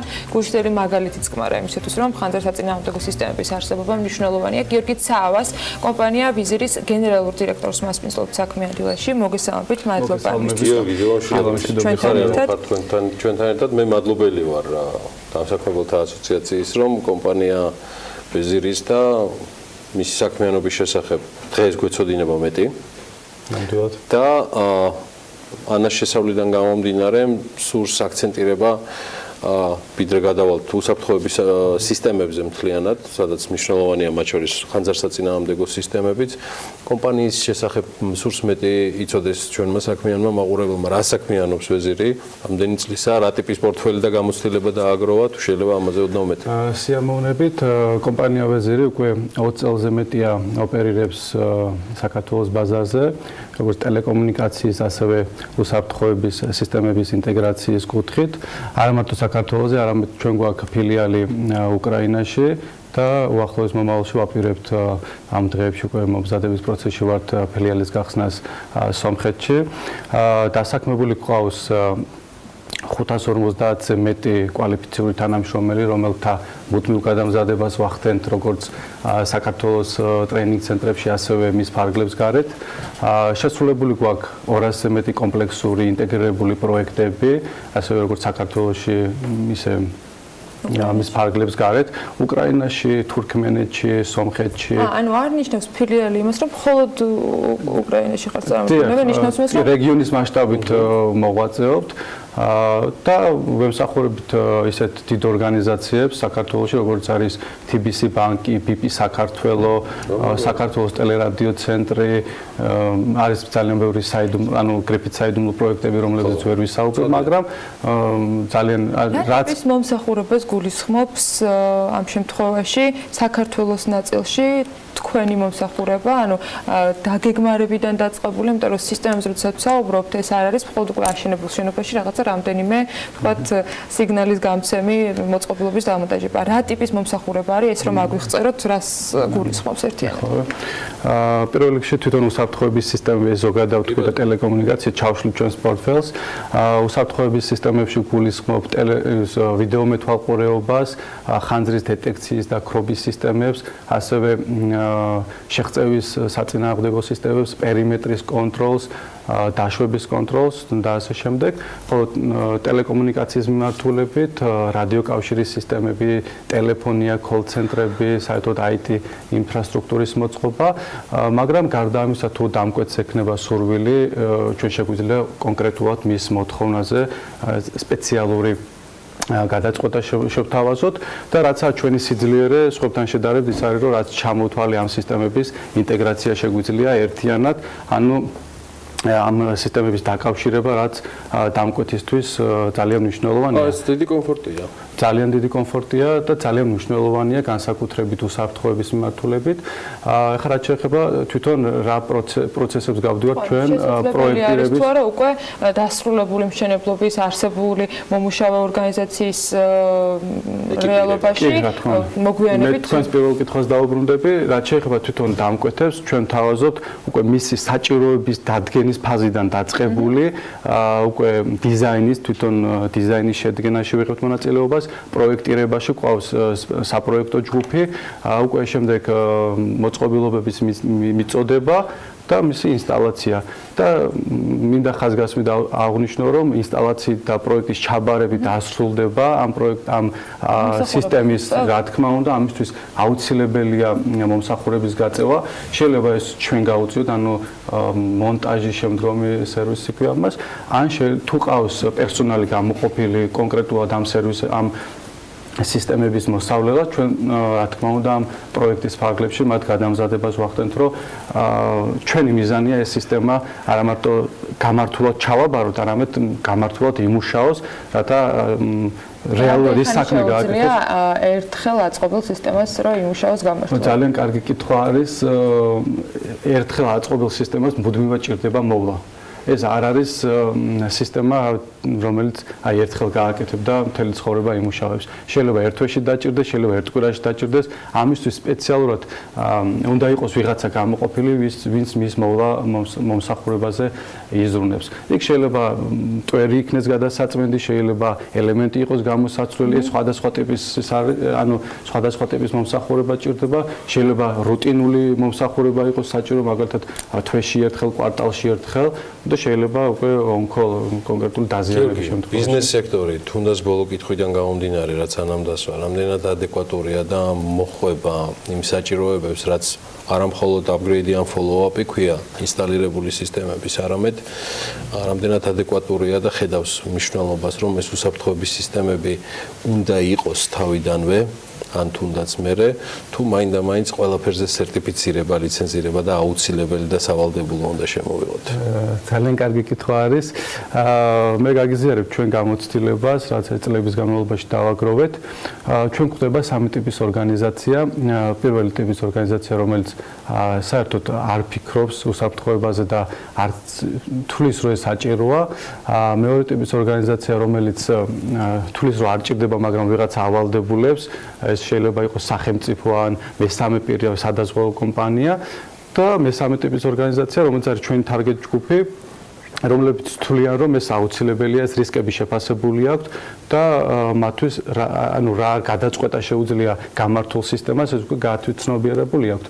სამწუხაროდ ჩვენს რეალობაში, ეხლა ეს რატო მოვაყოლე, რომ პირველი ორი ტიპის ორგანიზაციები სჭარბობს და შესაბამისად ზუსტად აქედან გამომდინარეობს ეს არის მიზეზი იმ შედეგებისა, რაც ამ ბოლო პერიოდში გვაქვს საქართველოში, ეს გახშირებული კატასტროფები და ეს ძალიან ცუდი ფაქტები, ძიმე შედეგები, ფატალური შედეგები, რაც ბოლო პერიოდში. რამდენად ძვირია ასეთი სისტემის არსებობა და მომსახურება შემდეგ, იმიტომ რომ ამ ორ ჯგუფს აქვს არგუმენტი, ეს არის თანხები და მეტ-მეტად როცა საშუალო ან პატარა კომპანიაზე ვსაუბრობთ, მათი ძირითადი მიზეზი ხშირ შემთხვევაში, როცა პირველ ჯგუფს განეკუთვნებიან ხოლმე, საკუთარ თავთანაც არგუმენტად მოდის ის, რომ აი თანხები საკმარისი არ არის. როგორ იცით თუ მოინდომებენ ყველაფერი შესაძლებელია, მთავარია მენეჯმენტის, ტოპ მენეჯმენტის დონეზე გააზრებული იქნეს ის რისკები, რასთანაც აქვთ საქმე. თუ მათ სურვილი ექნებათ, რა თქმა უნდა, ხა თუ დიდ ბიზნესებს საუბრობთ, სასტუმრო ბიზნესზე, მაგრამ დიდ ჰოსპიტალებზე, მოკლედ დიდ ბიზნეს ცენტრებზე, მან არ ამგონი ეს რელევანტური კითხვა იყოს, მაგრამ პატარა ბიზნესებს შეუძლია ძალიან მარტივად მოაგვაროს სხვადასხვა სისტემების არა აუცილებელი მაინც და მაინც A-კლასის სისტემა დააკეთონ, მაგრამ სხვადასხვა ცეცხლმაქრებით და ასე შემდეგ. კი, ვეზირის მიუხედავად ვეზირის 20 წლიანი გამოცდილებისა და საკმაოდ მნიშვნელოვანი პორტფელისა, რაც თქვენ ჩამოთვალეთ. რამდენად მნიშვნელოვანია და არის პირდაპირ მასში თქვენს საქმიანობასთან სადაზღვევო ინდუსტრიის განვითარება, სადაზღვევო კულტურის ჩამოყალიბება, რომელიც დარწმუნებული ვარ, ერთ-ერთ საბოლოო ბენეფიციარად და საჭირო ჯგუფად გაქცევთ თქვენ და თქვენი ტიპის კომპანიებს. ჩვენ მქონდა რამდენიმე შეხვედრა სადაზღვევო ბიზნესის წარმომადგენლებთან, ინდუსტრიის წარმომადგენლებთან. იყო ძალიან საინტერესო ასთა გაცვლა-გამოცვლა, მაგრამ ჯერჯერობით ეს სურვილი გვაქვს მუშაობთ ჩვენთვის ჯერჯერობით ჩვენ თვითონ და შემდეგი შეხვედრები დაგეგმილია და ნახოთ კი. კიდევ ერთი კითხვა, თქვენ ახსენეთ დიზაინის შეთავაზება და დაგეგმარება, მე მაინც აი ამ სტრუქტურას მინდა რომ დავმინდა, რას გულისხმობს, რა განსხვავებული დიზაინის შეიძლება იყოს შეთავაზებული, როცა უსაფრთხოებაზე საუბრობთ. თვითონ უსაფრთხოების დიზაინის გულისხმობა ძალიან მნიშვნელოვანი არის პროექტის განხორციელების დროს. ჩვენ მე არ ჩამომთვლია ეს კომპანიები, ვისაც წარმოადგენთ საქართველოში, ეს არის General Electric, Alcatel, Nokia Networks-ი, Honeywell-ი, Axis-ი, Bosch-ი, მოკლედ პრემიუმ კლასის ბრენდებს წარმოადგენთ საქართველოში. შესაბამისად დიზაინი რო სწორად იქნეს შეთავაზებული ორგანიზაციისთვის, ამას სჭირდება ძალიან საპასუხისმგებლო სამუშაოების ჩატარება, იმიტომ რომ უსაფრთხოების სისტემა შეიძლება ფიზიკურად დაყენდეს, დაინსტალირდეს, მაგრამ თუ ის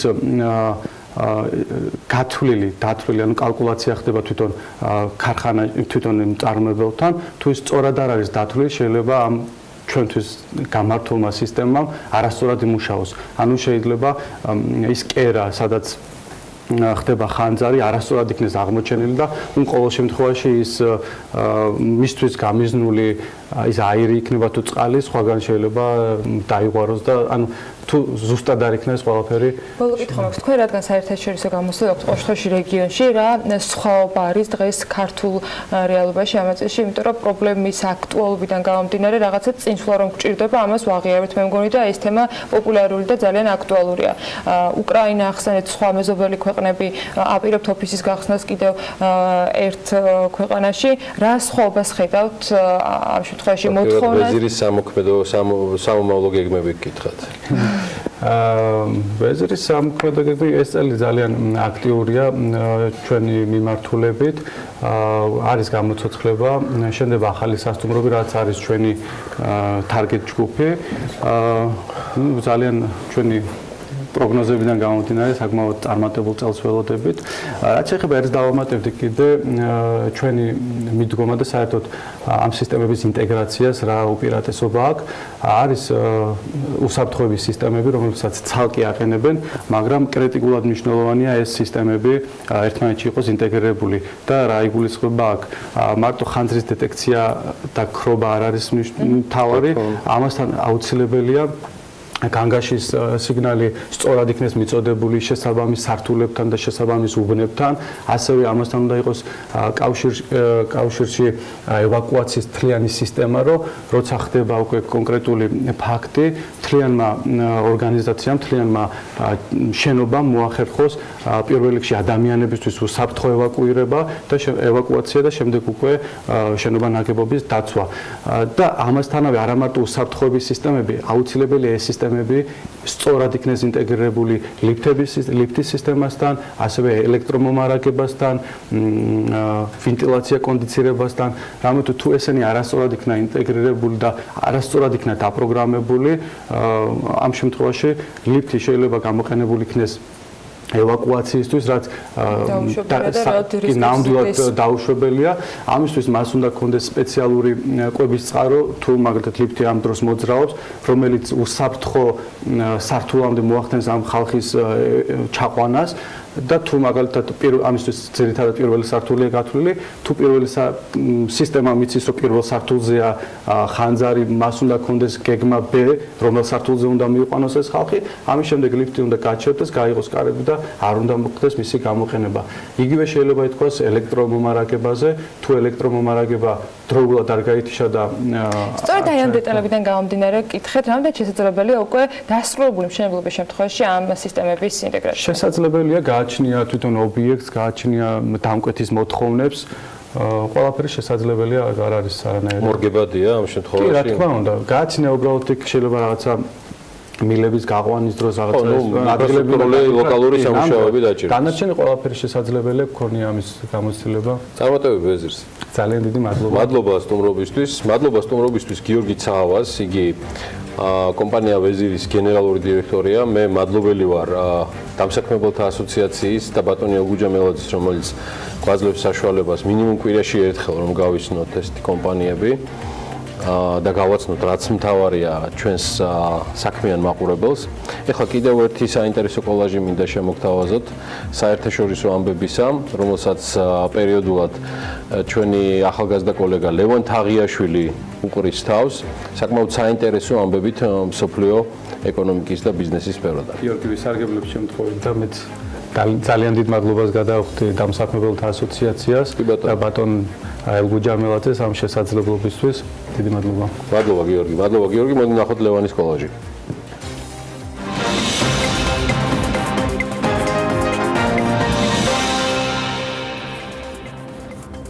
ბრიტანული Lloyd ბანკი 4.2 მილიარდი დოლარის ინვესტირებას მოახდენს ტექნოლოგიებში. ახალი სტრატეგიული გეგმის მიხედვით, რომელიც 3 წელზეა გათვლილი, ბანკის მთავარი პრიორიტეტი სწორედ მომავლის ტექნოლოგიები იქნება. ორგანიზაცია ასევე აპირებს გამოისყიდოს საკუთარი 1 მილიარდი ფუნტ სტერლინგის ოდენობის აქციები. ამჟამად Lloyd ბანკი საფონდო ბირჟაზე 48 მილიარდ დოლარადაა შეფასებული. დიდ ბრიტანეთში უმუშევრობის ინდექსი 4.4%-მდე გაიზარდა. სტატისტიკის ეროვნული სამსახურის ინფორმაციით, საშუალო ყოველკვირეული შემოსავალი ბონუსების ჩათვლით 2.5%-აა გაზრდილი. მიუხედავად ამისა, ის ინფლაციაზე ნაკლებია, რომელიც 3%-ს შეადგენს. მეგახსენებთ, რომ 2017 წლის ბოლო კვარტალში ქვეყნის ეკონომიკა 0.5%-ით გაიზარდა. გერმანიის ეკონომიკა 2011 წლის შემდეგ პირველ თვეში ყველაზე მეტად გაიზარდა. ევროპის ყველაზე დიდი მთლიანი შიდა პროდუქტის ზრდამ პირველ კვარტალში 0.9%-ს მიაღწია. მიუხედავად ამისა, გერმანული კერძო სექტორი კვალიფიციური სამუშაო ძალის ნაკლებობას განიცდის, რაც არა მხოლოდ გერმანიის, არამედ მთელი ევროპისა და ამერიკის პრობლემაა. ნედლი ნავთობის ფასი საფონდო ბირჟაზე $61-მდე დაეცა. ბლუმბერგის ინფორმაციით არსებული პროცესი ამერიკის შეერთებული შტატების მარაგების კიდევ უფრო მეტმა ზრდამ გამოიწვია. საქსო ბანკის თქმით, მოვაჭრეები ამჟამად რუსეთზე მეტად სწორედ ამერიკის ნავთობს ანიჭებენ უპირატესობას. შეგახსენებთ, რომ ექსპერტების თქმით, უახლოეს მომავალში ამერიკის დღიური მოპოვება 11 მილიონ ბარელ ნავთობს გადაცდება. ბოლო 24 საათის განმავლობაში ტოპ კრიპტოვალუტების ფასმა საშუალოდ 6.7%-ით დაიკლო. მათი კაპიტალიზაცია $20 მილიარდი შემცირდა. ბიტკოინის ფასი კი ამჟამად $11,108-ია. ეთერიუმს $891 შეიძენთ. რიპლი კი $1.07 ღირს.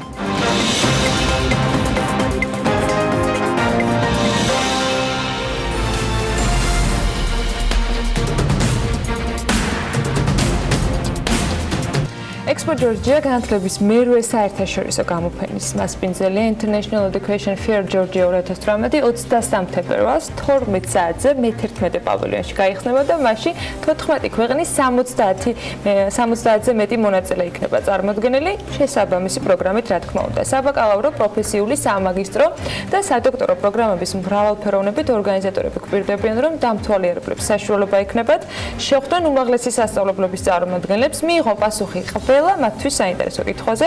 ერთ სივრცეში ნახონ, შეაფასონ და შეადარონ საგანმანათლებლო პროგრამები, გაიგონ უფრო მეტი კონტენტის დაფინანსების წყაროების, შესაძლებლობების, გაცვლითი პროგრამების შესახებ და ასე შემდეგ. დარწმუნებულია, რომ კიდევ ბევრი კითხვა იქნება დარჩენ, მიუხედავად იმისა, რომ ხო ხვდები გიორგი მეტყვის, რომ არაფერი დატოვეს ალბარაკო. დინა ვაღიძე. ვა, მოვიღე. აი, მოწმებ, ხმა ამოვიღე საერთოდ. მასპინძლობს დინა ვაღიძეს, Expo Georgia's PR-სა და მედიასთან კომუნიკაციის მენეჯერს და ნინო ათაძეს და მე დაადატო. აგრეა, მოახერხე. თბილისის საინფორმაციო ცენტრის სასწავლო და სასტიპენდიო პროგრამების კოორდინატორს მოგესალმებით. მადლობა სტუმრობისათვის. დინა, დრო გავიდა. მოგესალმებით, რადგან ამ გამოფენის ახალი წელია ჩვენთვის, ხო? ახალი წელია და მე მაშინ ესე დავიწყებ, რომ ჩვენ ვიწყებთ ჩვენი ზამთრის და გაზაფხულის სეზონს, რომელზეც დაგეგმილი გვაქვს 5 გამოფენა, 5 საერთაშორისო მსხვილი გამოფენა. აპრილი არის დატვირთული ტურიზმის და მშენებლობის გამოფენა. მაისში გვექნება პირველად ახალი გამოფენა თბილისი Art Fair, რომელიც მისცემს ბიძგს საქართველოს თანამედროვე ხელოვნების განვითარებას. ეს პირველად ხდება საქართველოში. აგრეთვე ივნისში გვექნება ესეთი დიდი აკორდით დავხურავთ სეზონს, ეს იქნება Wine Expo, უკვე მე-11 საერთაშორისო ღვინის გამოფენა. ხოლო თებერვალი ეთმობა განათლებას. დიახ, რადგან თებერვალი არის ზუსტად ის დრო, როდესაც მოსწავლეები, სტუდენტები იღებენ გადაწყვეტილებას, სად გააგრძელონ თუ სად ისწავლონ, ეს არის აი ზუსტად ის დრო, კრიტიკული უკვე უნდა იცოდნენ შემდეგი წელი როგორ დაგეგმონ და სწორედ ჩვენი გამოფენა არის არაჩვეულებრივი პლატფორმა იმისთვის, რომ სურველებმა მიიღონ ამომწურავი პასუხი პროგრამების შესახებ და საერთოდ ჩაერთონ ახალგაზრდები თვითონ პროფესიის არჩევაში. უყრის თუ არა ტრადიციულად დინა ექსპო თავს ერთ სივრცეში იმ ყველაზე მოთხოვნად მიმართულებას, რაც რეალურად თქვენთვის არის, იმიტომ რომ ექსპოს არაკლია პარტნიორები და დამკვეთები. სივრცეების ათვისებასთან დაკავშირებით წლის განმავლობაში პრობლემა არ არის და თქვენი შესავალი ამის დასტური არის ფაქტიურად სეზონ ნახევარზე, რაც ახლა მოყვებით, დარწმუნებული ვარ, გაცილებით მეტი იქნება მთელი წლის განმავლობაში, მაგრამ ნიშნავს თუ არა ეს ყველაფერს, ვიდრე ნინოსთან კითხვით გადავალ, რომ კვლავ ნებისმიერ დაინტერესებულ პირს და ამაზე დაინტერესება არის უკაცრავად ამ სიტყვისთვის, მაგრამ ცხოველი, ველური, ძალიან დიდია ინტერესი, რომ იქ ყველას და ყველაფერს ამოწურავენ, რაც კი შესაძლებლობა შეიძლება ჰქონდეთ და ინტერესი. გიორგი, ზუსტად ეს არის მაქსიმალურად კომფორტული სივრცე შექმნილი იმისთვის მე-11 პავილიონში, რომ აბსოლუტურად ყველა მიმართულება, როგორც უმაღლესი საგანმანათლებლო დაწესებულებები, აგრეთვე პროფესიული საგანმანათლებლო დაწესებულებები, გაცვლითი პროგრამები და საზღვარგარეთ სწავლების საშუალებები. აი ეს არის ძირითადი ის კომპონენტები, რისგანაც შედგება უმაღლესი განათლება. და სწორედ აი აი ამ ყველა მიმართულებას ეძლევა პასუხი და უშუალოდ პროგრამების შემქმნელებისგან, პროვაიდერებისგან და ინსტიტუტის და უნივერსიტეტების წარმომადგენლებისგან პირველი პირისგან შეუძლია 14 ქვეყანა არის წარმოდგენილი, ეს არის ლიდერი ქვეყნები განათლების სფეროში, ეს არის საფრანგეთი. Უდი რო აუხსნათ, ეს არის ქვეყნები, სადაც ექნება საშუალება ყველა მიმსვლელს სურვილის შემთხვევაში მიიღონ განათლება. აი ამ ქვეყნების სასწავლო დაწესებულებები და ცენტრები. დიახ, წარმოდგენილია სწორედ ამ ინსტიტუტების და უნივერსიტეტების წარმომადგენლები თავისი დიდი ვრცელი პროგრამებით. ძალიან კარგი. კარგი, ვინ ოცნებ მაშინ ნინო ანთაძესთან? მე პროფესიული შეზღუდვით ხომ არ არის თუ ეს ეხება ყველა მიმართულებას, ყველა მსურველს? აბსოლუტურად ყველა მიმართულებას, ყველა მსურველს დაწყებული მაღალი კლასის მოსწავლეებიდან, რომლებიც აბარებენ და ეხლა არიან აბიტურიენტები, მაგრამ მათ შეუძლიათ აგრეთვე გაცვლით პროგრამებში მიიღონ მონაწილეობა და შემდეგ უკვე აბსოლუტურად ყველა საფეხური დაწყებული ბაკალავრიატიდან დამთავრებული ნინო, კიდევ ერთხელ დილამშვიდობის მიხარია რომ ხართ ჩვენთან ერთად. მადლობა მოწვევისთვის. გვაქვს დროც და საშუალებაც და რასაც ფორმატი იძლევა იმის რესურსს და აუცილებელიც არის რომ დააძე ცოტა მეტი თქვა. მოგვიყვა ჩვენც ვიცოდეთ, ჩვენმა საქმიანმა მაყურებელმაც იცოდეს და თქვენი კარგი რეკლამას გამოვა. კი ბატონო. DAAD ეს გახლავთ გერმანიის აკადემიური გაცვლის სამსახური, ეს არის ერთ-ერთი უმსხვილესი ფონდი მსოფლიოში, საგანმანათლებლო ფონდი, რომელიც კურირებს გაცვლას საუნივერსიტეტო სფეროში. იქნება ეს სტუდენტები, დოქტორანტები, ახალგაზრდა მეცნიერები თუ ასე შემდეგ. საქართველოში ჩვენი საინფორმაციო ცენტრი წარმოდგენილია 2004 წლიდან, თუმცა ჯერ კიდევ 1999 წელს იყო DAAD-ის პირველი ლექტორები საქართველოში ჩამოსული. შესაბამისად, ხანგრძლივია ჩვენი საქმიანობა, ყავს არაერთი ალუმნი, რომლებიც დღეს ასე ვთქვათ თავიანთი პროფესიული საქმიანობის წარმოადგენენ, თამამად შემიძლია და ხმამაღლა ვთქვა, რითაც ჩვენ ყოველთვის ვამაყობთ და შესაბამისად ვაგრძელებთ საქმიანობას. დიდი მადლობა მინდა გადავხადო ამ ეტაპზე განათლების ორგანიზატორებს, ეს არის მართლაც არაჩვეულებრივი შესაძლებლობა იმისთვის, რომ საგანმანათლებლო ფონდები, უნივერსიტეტები ერთ სივრცეში მოექცნენ და შესაბამისად მიზნობრივ ჯგუფებს მისცენ საშუალება, რომ ერთი დღის განმავლობაში საქართველოში მოგეხსენებათ, ეს არ არის ლუქსუსი და არ არის ადვილი, რომ თითეული უნივერსიტეტიდან გამოითხოვო ინფორმაცია, შესაბამისად ერთ დღეში შეგიძლია როგორც სტუდენტს, მართლა ან როგორც აბიტურიენტს, მიიღო ძალიან სწრაფად ინფორმაცია სხვადასხვა სეგმენტების შესახებ. რაც შეეხება ჩვენ სეგმენტებს, ძირითადი ყურადღება გამახვილებული გვექნება ამ ეტაპზე ორ ძირითად ასპექტზე, ეს იქნება სასტიპენდიო პროგრამები და ზოგადად სწავლა გერმანიაში. გარდა სასტიპენდიო პროგრამებისა, სასტიპენდიო პროგრამებსაც შეეხება ზოგადად ეს არის შემოთავაზებები ბაკალავრიატის სტუდენტებისთვის, მაგისტრანტებისთვის, კურსდამთავრებულებისთვის, დოქტორანტებისთვის, ახალგაზრდა მეცნიერებისთვის, ეგრეთ წოდებული პოსტდოკებისთვისაც ასევე. სხვა მოთხოვნებით და სხვა შესაძლებლობებით. სხვადასხვა შესაძლებლობებით, ანუ მიზნობრივი ჯგუფით სხვადასხვა და შესაბამისად ასაკობრივი ჯგუფებით სხვადასხვა. ჩვენ გვაქვს ასევე არაჩვეულებრივი სტიპენდია, საბაკალავრო სტიპენდია, რომელიც მთლიანად ფინანსდება გერმანიაში, ოღონდ ეს არის ოდნავ შეზღუდული მიზნობრივი ჯგუფისთვის, გერმანული სკოლების მე-12 კლასელებისთვის მხოლოდ. არ შემიძლია არ აღვნიშნო სასტიპენდიო პროგრამა, რომელიც მეორედ შედგება ეხლა უკვე წელს, ეს არის რუსთაველისა და DAAD-ის ერთობლივი კვლევითი პროგრამები, რომელიც ხორციელდება რუსთაველის, შოთა რუსთაველის ეროვნულ სამეცნიერო ფონდთან ერთად და ეხლა მიმდინარეობს ზუსტად დოკუმენტების წარდგენა ამ სასტიპენდიო პროგრამაზე. მეორე ასპექტი ეს გახლავთ ზოგადად სწავლა გერმანიაში, რადგან რაოდენობა აბიტურიენტებისა, რომლებსაც სურთ გერმანიაში სწავლის გაგრძელება იმატა, ეს ის კონტინგენტია, რომელიც არ ელოდება ჩვენი სტიპენდიების გამოცხადებას, ასე ვთქვათ, თვითონ აცხადებს, რომ ჩემს ოჯახს აქვს შესაძლებლობა გერმანიაში დააფინანსოს სწავლა და საქართველოში ატესტატის მოპოვების შემდეგ პირდაპირ სურს გერმანიაში სწავლის გაგრძელება, თუმცა მათ არ აქვთ ინფორმაცია. შესაბამისად, ჩვენ ვხვდებით ერთად, ძალიან ხშირად მოდიან ამბოლოდოთ ასევე მშობლებიც, რაც მე ასე ვთქვათ, პოზიტიურად მიმაჩნია, ჩაბმულები არიან, რადგან ისინი არიან ამ ეტაპზე დამფინანსებლები. ჩვენ ვხვდებით, ხმამაღლა ვმსჯელობთ, ხმამაღლა შევდივართ დისკუსიაში. რატო მიიღონ ახალგაზრდებმა, აი მშობლები მიეხმარონ ფინანსებში. რა თქმა უნდა. ესეთი მოდელის მოყრება. რატო მიყურებ ესე, რაიმე ესე თქვა? ძალიან ხშირია ხოლმე სხვათა შორის, რომ საკონსულტაციო საათის დროს თვითონ აი ხმამაღლა მსჯელობისას ხვდები, რომ თვითონ ღებულობენ, აი იქ ღებულობენ გადაწყვეტილებას და იქ ხვდებიან რა არის მათთვის უკვე კარგი. თქვენი ორგანიზაციისგან განსხვავებით, რომელსაც ოფისი აქვს ამდენი წელი აქ მუშაობს, ის შესაძლებლობები, რომელიც აქ ექსპოში იქნება წარმოდგენილი, ყველას ანუ ყოველდღიურად ან ანუ სრული შემთხვევაში წლის დასაწყისში ან თქვა დეკემბერში, ნოემბერში არ შეუძლიათ რომ მიიღონ ინფორმაცია და უბრალოდ მაინტერესებს აი ასეთი შეკრებებისას რამდენად ხშირია ან რამდენია წილი იმ გადაწყვეტილებების, რომელიც უკავშირდება შემდეგ უკვე საამალო გეგმების დაწყობას, იმიტომ რომ ნებისმიერ დროს შესაძლებელი არის თქვენთან მოსვლა ინფორმაციის მიღება, საწყის ეტაპზე ვებგვერდიდანაც გაცნობა ამ ყველაფრის, მაგრამ მაინც როგორც ჩანს თავმოყრა ყველაფრის ერთად მეტ თქვა რაღაც შესაძლებლობას აძლევს. გამოფენა ძალიან მნიშვნელოვანია, მადლობა შეკითხვისთვის, რადგან ამ ეტაპზე ძალიან ბევრია ასევე ისეთი დაინტერესებული ადამიანი, რომელთაც აქვს ინფორმაცია მაგალითად ბრიტანეთში, ამერიკის შეერთებულ შტატებში სწავლის შესახებ, მაგრამ საერთოდ არ გაუგია დიადეს შესახებ. ამ შემთხვევაში მას პარალელის გავლება შეუძლია სხვადასხვა ფონდები რა შესაძლებლობებს თავაზობენ, შეუძლია ნახოს სწავლა საფრანგეთში, სწავლა გერმანიაში, შეადაროს, შემდეგ საკუთარი დასკვნა გამოიტანოს და ასე შემდეგ.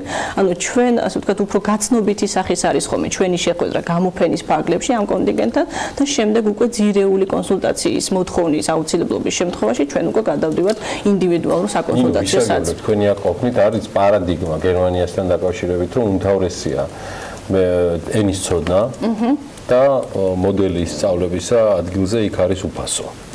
ესეა ნამდვილად დიდი მადლობა შეკითხვისთვის. მე გამოვჭა ხაზი გამესვა ამ ასპექტისთვის. გერმანიაში სწავლა უფასოა, თუმცა არის ერთი ფედერალური მიწა, ბადენ-ვიურტემბერგი, რომელიც არის ბავარიის მეზობელი ფედერალური მიწა, სადაც ამჟამად სწავლა ფასიანი გახდა, თუმცა სხვა ფედერალურ მიწებზე სწავლა ძირითადად უფასოა. რაც შეეხება სწავლებას გერმანულ ენაზე, ეს არის ძალიან დიდი კომფორტი ჩვენი სტიპენდიანტებისთვის.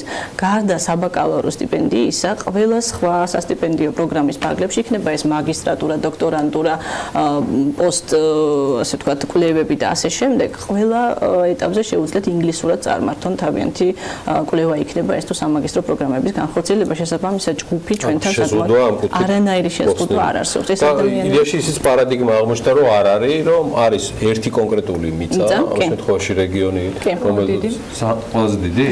შენ უფრო გერმანიის და მაგიტო საკმაოდ დიდი მიწა. ნუ გასაგებია. სადაც არის ფასიანი სწავლება. კი, სადაც გადაწყვეტეს, რომ აღარ დაეფინანსებინათ ასე მით უმეტეს საზღვარგარეთიდან ჩამოსული სტუმრების სწავლა. ეს ფედერალური მიწა, რომელზეც ძალიან პრესტიჟული უმაღლესი სასწავლებლებია განთავსებული, როგორც არის ჰაიდელბერგი, შტუტგარტი, ფრაიბურგი და ასე შემდეგ, შესაბამისად ძალიან დიდი დაინტერესება უცხოელი სტუდენტებისა, ანუ ეს მათი გადაწყვეტილება იყო. მადლობა ნინო. თინა, მინდა კიდე ვისაუბრო, რაც შეიძლება მეტი თან განათლების თემაა, თან ძალიან მნიშვნელოვანია ჩვენთვის იმ უპირატესობებზე, რასაც ეს ორგანიზება მისცა. შეიძლება ერთი დავამატოთ, ჩავამატო ამ კითხვას გიორგი ბოდიში, ანუ რამდენად ბევრი იქნება ქართული სასწავლებლების წარმომადგენლობა და როგორი არის წილობრივად განაწილებული საზღვარგარეთ სწავლის გაგრძელების შესაძლებლობების შემოთავაზებები და მათ შორის საქართველოში. სადღაც 20% უკავია მონაწილეთაგან საზღვარგარეთის წარმომადგენლებს, ხოლო დანარჩენი 80% უკავია საქართველოს. ანუ ეს გამოფენა არ არის მხოლოდ მათთვის, ვისაც საზღვარგარეთის სურს სწავლის გაგრძელება, ეს არის ყველანაირი ინფორმაციის თავმოყრა, ვისაც უბრალოდ სასწავლო გეგმები აქვს საკუთარ ცხოვრებასთან დაკავშირებით მომავალი. დიახ, ნამდვილად და მე მინდა მოვასწრო და მშობლებს ვთხოვო და ვუთხრა, რომ ბავშვებთან ერთად და მოსწავლეებთან, სტუდენტებთან ერთად მოვიდნენ და წინასწარ თუნდაც ერთად გაისაუბრონ და ჩამოაყალიბონ ის შეკითხვები, აი დასვან რა მიზანი გვაქვს. ამისთვის რა უნდა ვიცოდეთ? ცოტა კითხვებსაც ძალიან დიდი მნიშვნელობა აქვს. არის არიან კონსულტანტები, რომლებიც ემუშავებიან. მაგისთვის არის მოსული, რომ თავის პროგრამა მაქსიმალურად კურიკულუმი წარადგინოს, ვცლად უთხრას, რამდენი კვირა, როგორ ხდება, რამდენი საგანი, რამდენ საათს უთმობს იმის განმავლობაში, იმიტომ რომ ზოგადად ძალიან კარგად ჟღერს ხოლმე და მე გამოდის, რომ რადგან ჩვენი სკოლა არ ამზადებს ბავშვებს ესე პროფესიის არჩევისთვის, პირველ კურსზე ხვდებიან და მე აღმოჩნდებიან იმის წინ, რომ ეს არ აინტერესებს მათ და იცვლიან, დადიან ფაკულტეტიდან, გადადიან ფაკულტეტიდან ფაკულტეტზე, ამაში კარგავენ დროს და მშობლები კარგავენ სახსრებს. ამიტომ ეს არის უპირველესი და უმნიშვნელოვანესი და სწორედ ეს გამოფენა არის არაჩვეულებრივი შესაძლებლობა იმისთვის.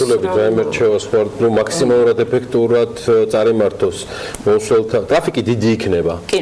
მაგრამ დიდი ტრაფიკი არც ერთ შემთხვევაში ეს არ არის გამოფენა, ასე ვთქვათ, გაყიდვა. საბოლოო ჯამში კი სხვა თემაა, მაგრამ რომ მაქსიმალურად ეფექტური იყოს, თქვენგან რა დამატებითი კიდევ რეკომენდაციებია, რაც თინამ ბრძანა. ძალიან სწორი შენიშვნა იყო მშობლებთან დაკავშირებით, ანუ ჩემი რჩევაც იქნება, რომ წინასწარ შემზადება მოახდინონ თვითონ და მომზადებულები მოვიდნენ უკვე, რადგან აქ როგორც თინამ აღნიშნა, არის არაერთი უნივერსიტეტი წარმოდგენილი, ჩემთვისაც ძალიან დიდი კომფორტია ხოლმე, ჩვენ მუდმივად გვაქვს გაცვლა ამ უნივერსიტეტებთან, მაგრამ ჩემთვისაც არაჩვეულებრივი კომფორტია ხოლმე, ერთი სივრცის ქვეშ ვიკონტაქტო ერთი დღის განმავლობაში რამდენიმე ამ უნივერსიტეტთან.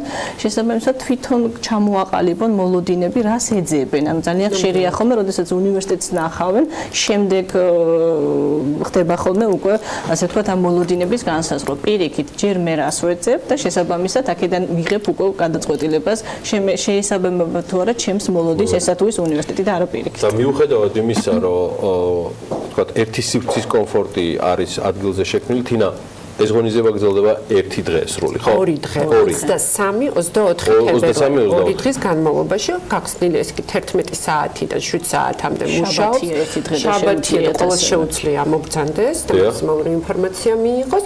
უბრალოდ 12 საათზე არის ოფიციალური გახსნა 23 თებერვალს, თორე 2 დღის განმავლობაში ჩვენ აქვთ საშუალება რომ მოვიდნენ და მიიღოთ მაქსიმალური ინფორმაცია. ნუ იქნებიან უბრალოდ დამთვალიერებლები, ჩაერთნონ, ადგილზე მაქსიმალურად გამოიყენონ ყველანაირი საშუალება, რაც მათ მისცემთ მეტი ინფორმაციის მიღების საშუალებას და არჩევანის გაკეთების საშუალებას. და დეკემბერში ჩვენ დაგეგმილი გვაქვს საშუალო სკოლების გამოფენა, ეს არის უმაღლესი განათლებისადმი მიძღვნილი გამოფენა და იქაც ძალიან ვცდილობთ, რომ ვიმუშაოთ იმაზე, რომ მოსწავლეები, სკოლის მოსწავლეები, მაღალი კლასის მოსწავლეები მოამზადონ იმისთვის, რომ მათ უკვე დაიწყონ ფიქრი მაღალ კლასებში თავისი მოწოდების თუ პროფესიის დაგეგმვის შესახებ. მადლობა თქვენ ამისთვის.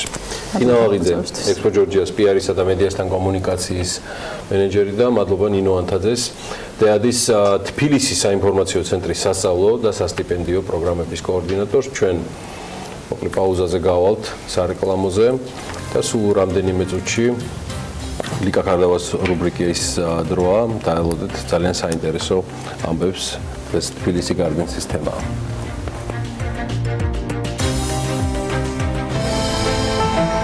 ამინდის პროგნოზის სპონსორია SEU დეველოპმენტი.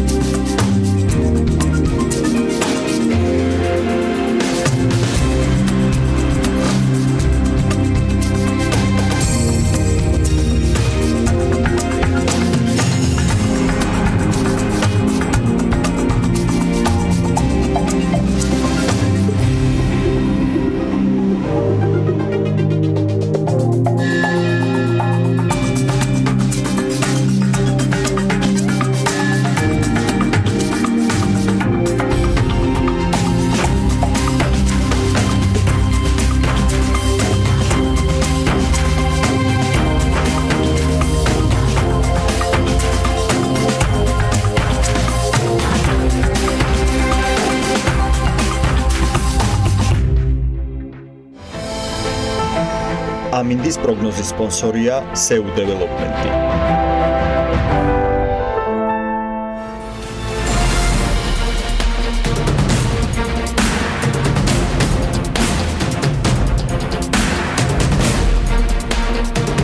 საქმიანი დილის ბოლო ბლოკში ლიკა ქარდავას რუბრიკის დროა, რომელიც დღეს თბილისი გარდენსის მარკეტინგის დირექტორს უმასპინძლებს, თუმცა იქამდე თბილისი გარდენსთან ერთად ნინი ლონგურაშვილი პროექტის მენეჯერს გაგვაცნობს, რომელიც გაზაფხულზე დასასრულებელი მშენებლობის პროგრესზე მოგვიყვება.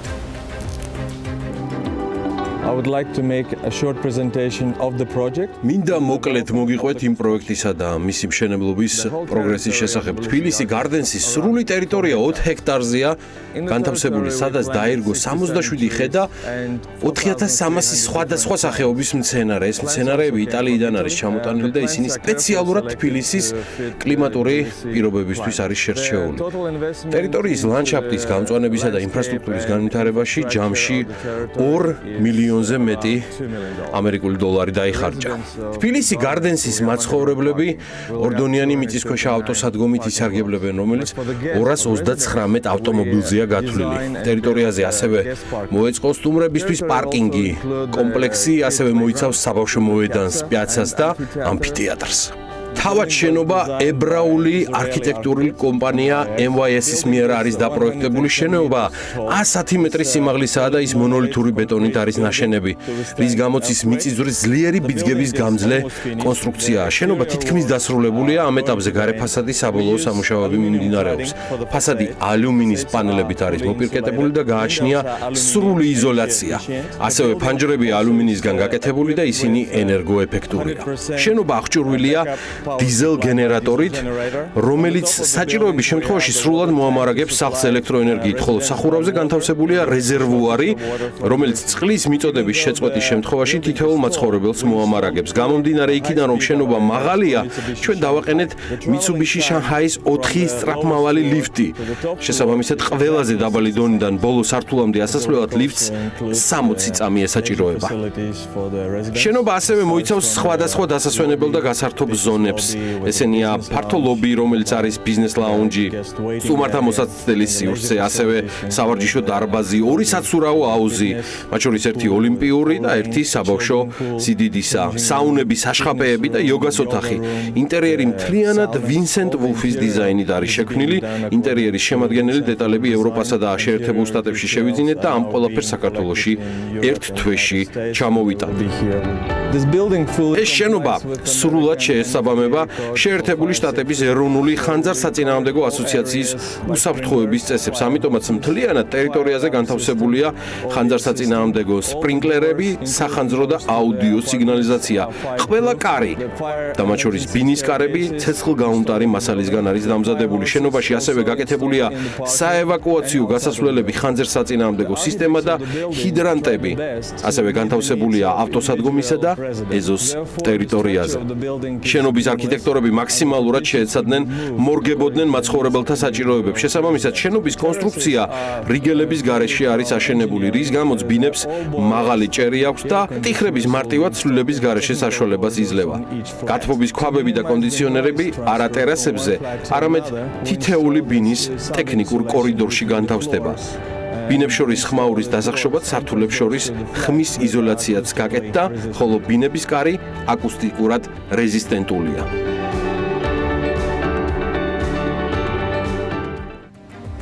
კიდევ უფრო მეტი დეტალი და განსაკუთრებული ინტრიგა შემოიტანეს ამ ყოველფრით.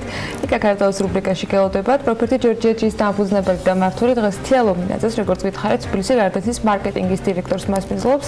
მოგესალმებით და წარმატებული ეთერში სურვებ. დილა მშვიდობისა ანა, მივესალმები მაყურებელს. პირველ რიგში რაც მინდა აღნიშნო არის ის, რომ ყველაზე მნიშვნელოვანია, როდესაც დეველოპერი ასრულებს თავის დაპირებას.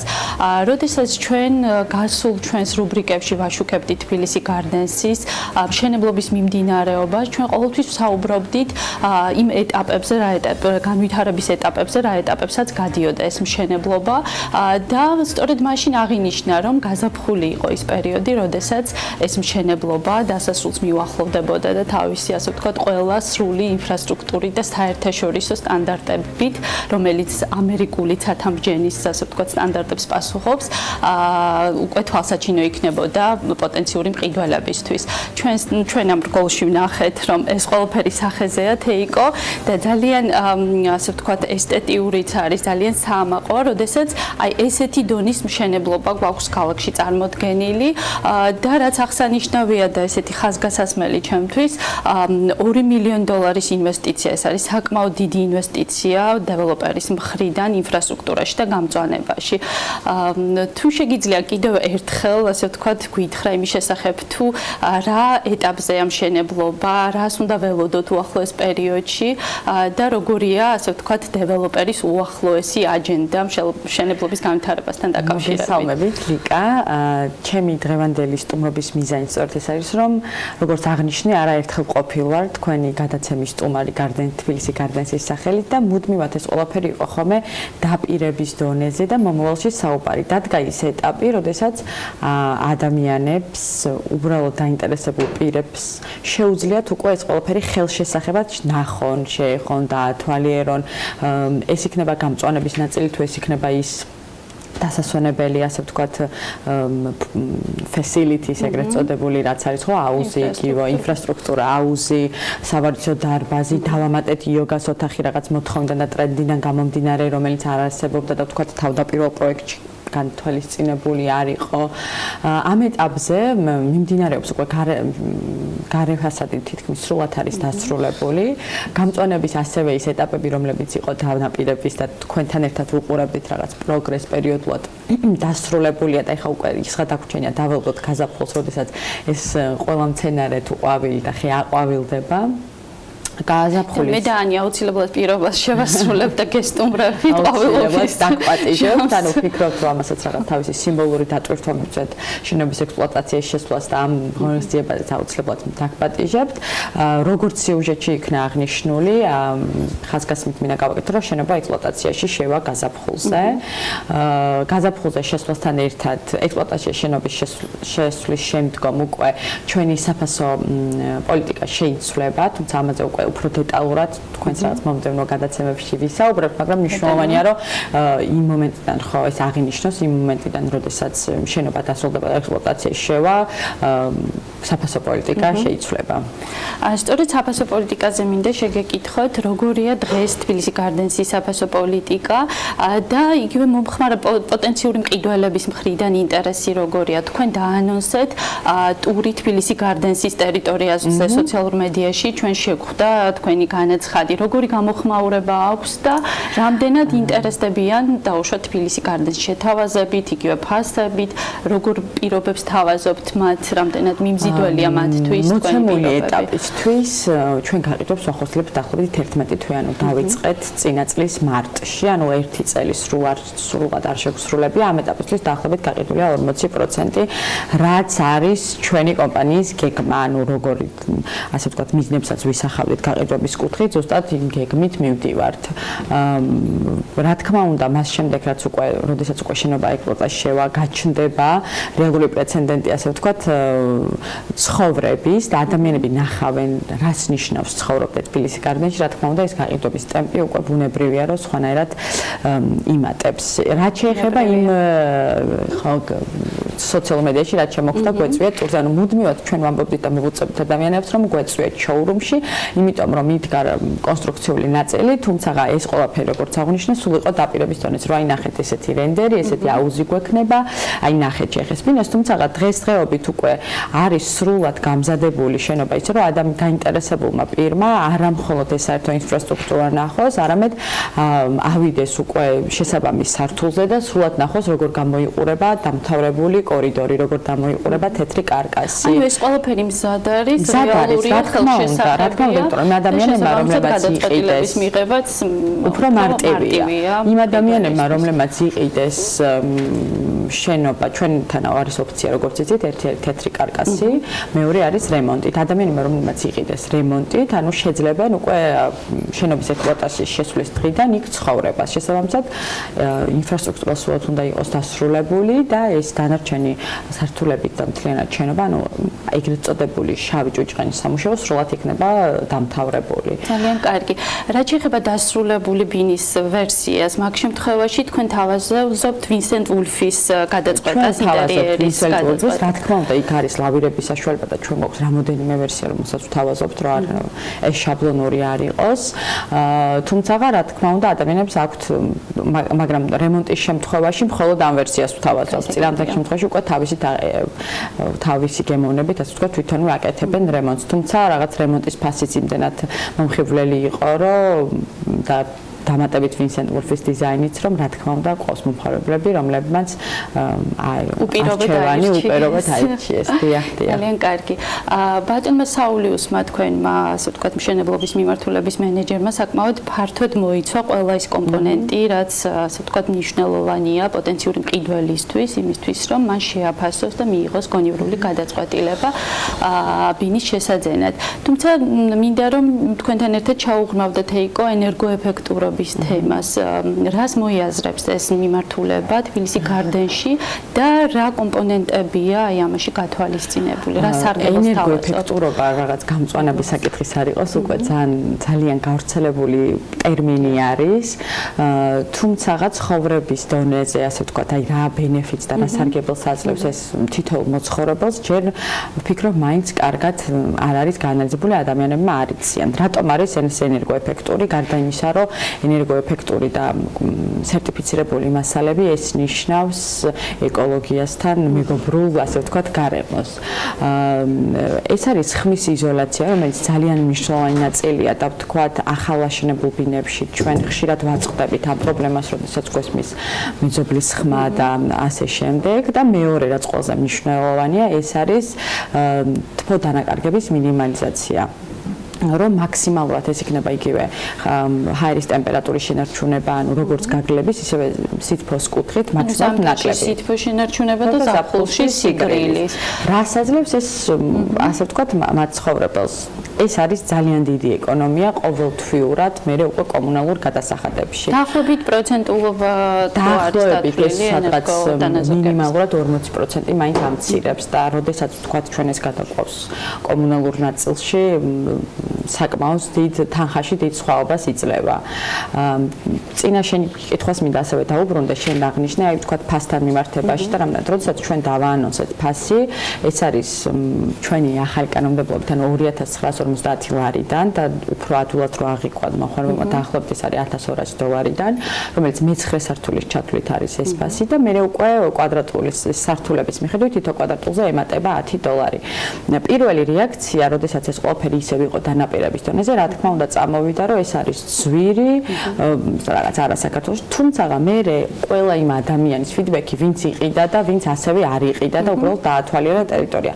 როდესაც ადგილზე მოდიან და ნახულობენ თითოეულ მასალას, როგორ არის გაკეთებული ინფრასტრუქტურას, თითოეულ მცენარეს, აი ყველა იმ კომპონენტს, რომელიც დაპირების დონეზე იყო, ხვდებიან, რომ ეს არა მხოლოდ კარგი ფასი, არამედ რაც შეიძლება თამამად შეიძლება ვთქვა, რომ ბაზარზე ვთქვათ ფასი და პროდუქტის ყველაზე კარგი შეფარდებაა და იგივე ეს პროდუქტის დონეზე რო ავიღოთ და განვიხილოთ, ნებისმიერ ვთქვათ ჩვენი მსგავსი ეკონომიკის ტიპის ქვეყანაში იაფიც კი არის, ანუ აი ამ ყველა კომპონენტის გათვალისწინებით, რომელიც თბილისი გარდენს გააჩნია. თიკო, თქვენი გამოცდილებით შეგიძლიათ რომ დაასკვნათ ის, რომ როდესაც უკვე მშენებლობა არის დასრულებული და პროდუქტი მეტნაკლებად ხელშესახები და თვალითაც უკვე ყველაფერი ხილვადია, ამ შემთხვევაში მყიდველის მხრიდან გადაწყვეტილების მიღება ბევრად უფრო მარტივია. თქვენი სტატისტიკა ამას ადასტურებს თუ არა? კი, ამაზე შემიძლია არა მხოლოდ რაღაც სუბიექტური შეფასება გავაკეთო, მე სტატისტიკაზე დაყრდნობით ვისაუბრო, სამწუხაროდ არსებობს ეს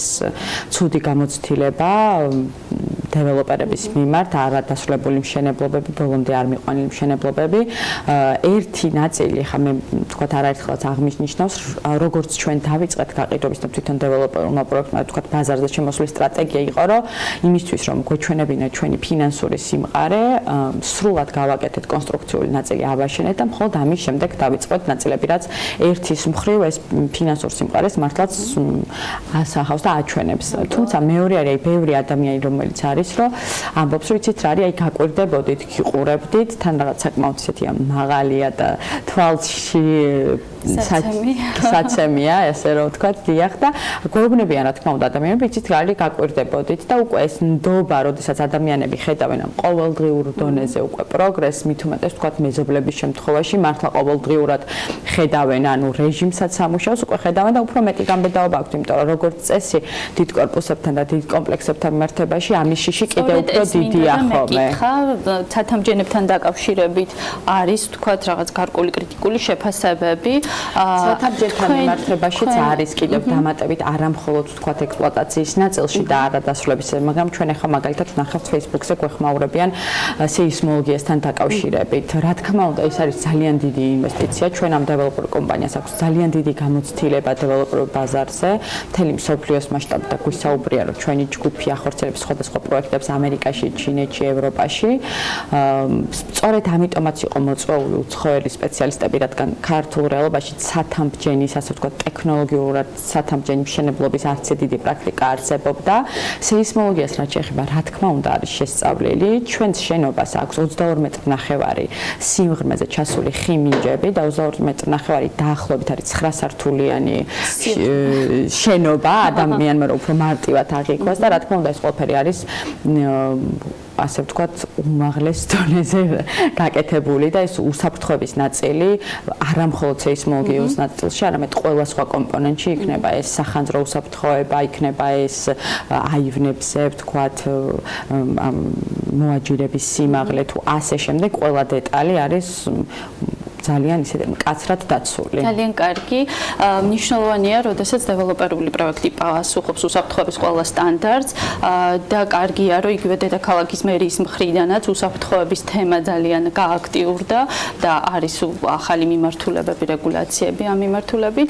ველით მორიგ სიახლეებს, საინტერესო სიახლეებს თბილისი გარდენსისგან ძალიან დიდი მადლობა, რომ ჩვენი სტუმარი იყავით, ეიკო, წარმატებას გისურვებთ. მადლობა თქვენ. მაყურებელს კი ისევ და ისევ გონივრულ ინვესტიციას უძრავ ქონებაში. მადლობა ლიკას და მადლობა მის სტუმარს. როგორც გითხარით, დღეს მასპინძლობთ თბილისი გარდენსის მარკეტინგის ხელმძღვანელს თეალო მინაძეს. კიდევ ბევრ სიახლეს ველოდებით მათგან და დარძნებულია, რომ გაზაფხულზე არაჩვეულებრივ ხელშემოქმედებებენ და ჩვენც როგორც ლიკამ გითხრათ, პირობას აუცილებლად შევასრულებთ. საქმიანი დილას კი დღეს ამით ვასრულებთ. წინ ქალების ნარატივი ველოდებათ გვანცალაღიძესთან ერთად ზუსტად 11-ზე და აუცილებლად უნდა დაავდოთ საქმის კურს ბექაბაციკაძესთან და დავით ჯალაღონიასთან ერთად 3 საათზე. ხვალამდე გემშვიდობებით და ბედნიერ დღეს გისურვებთ.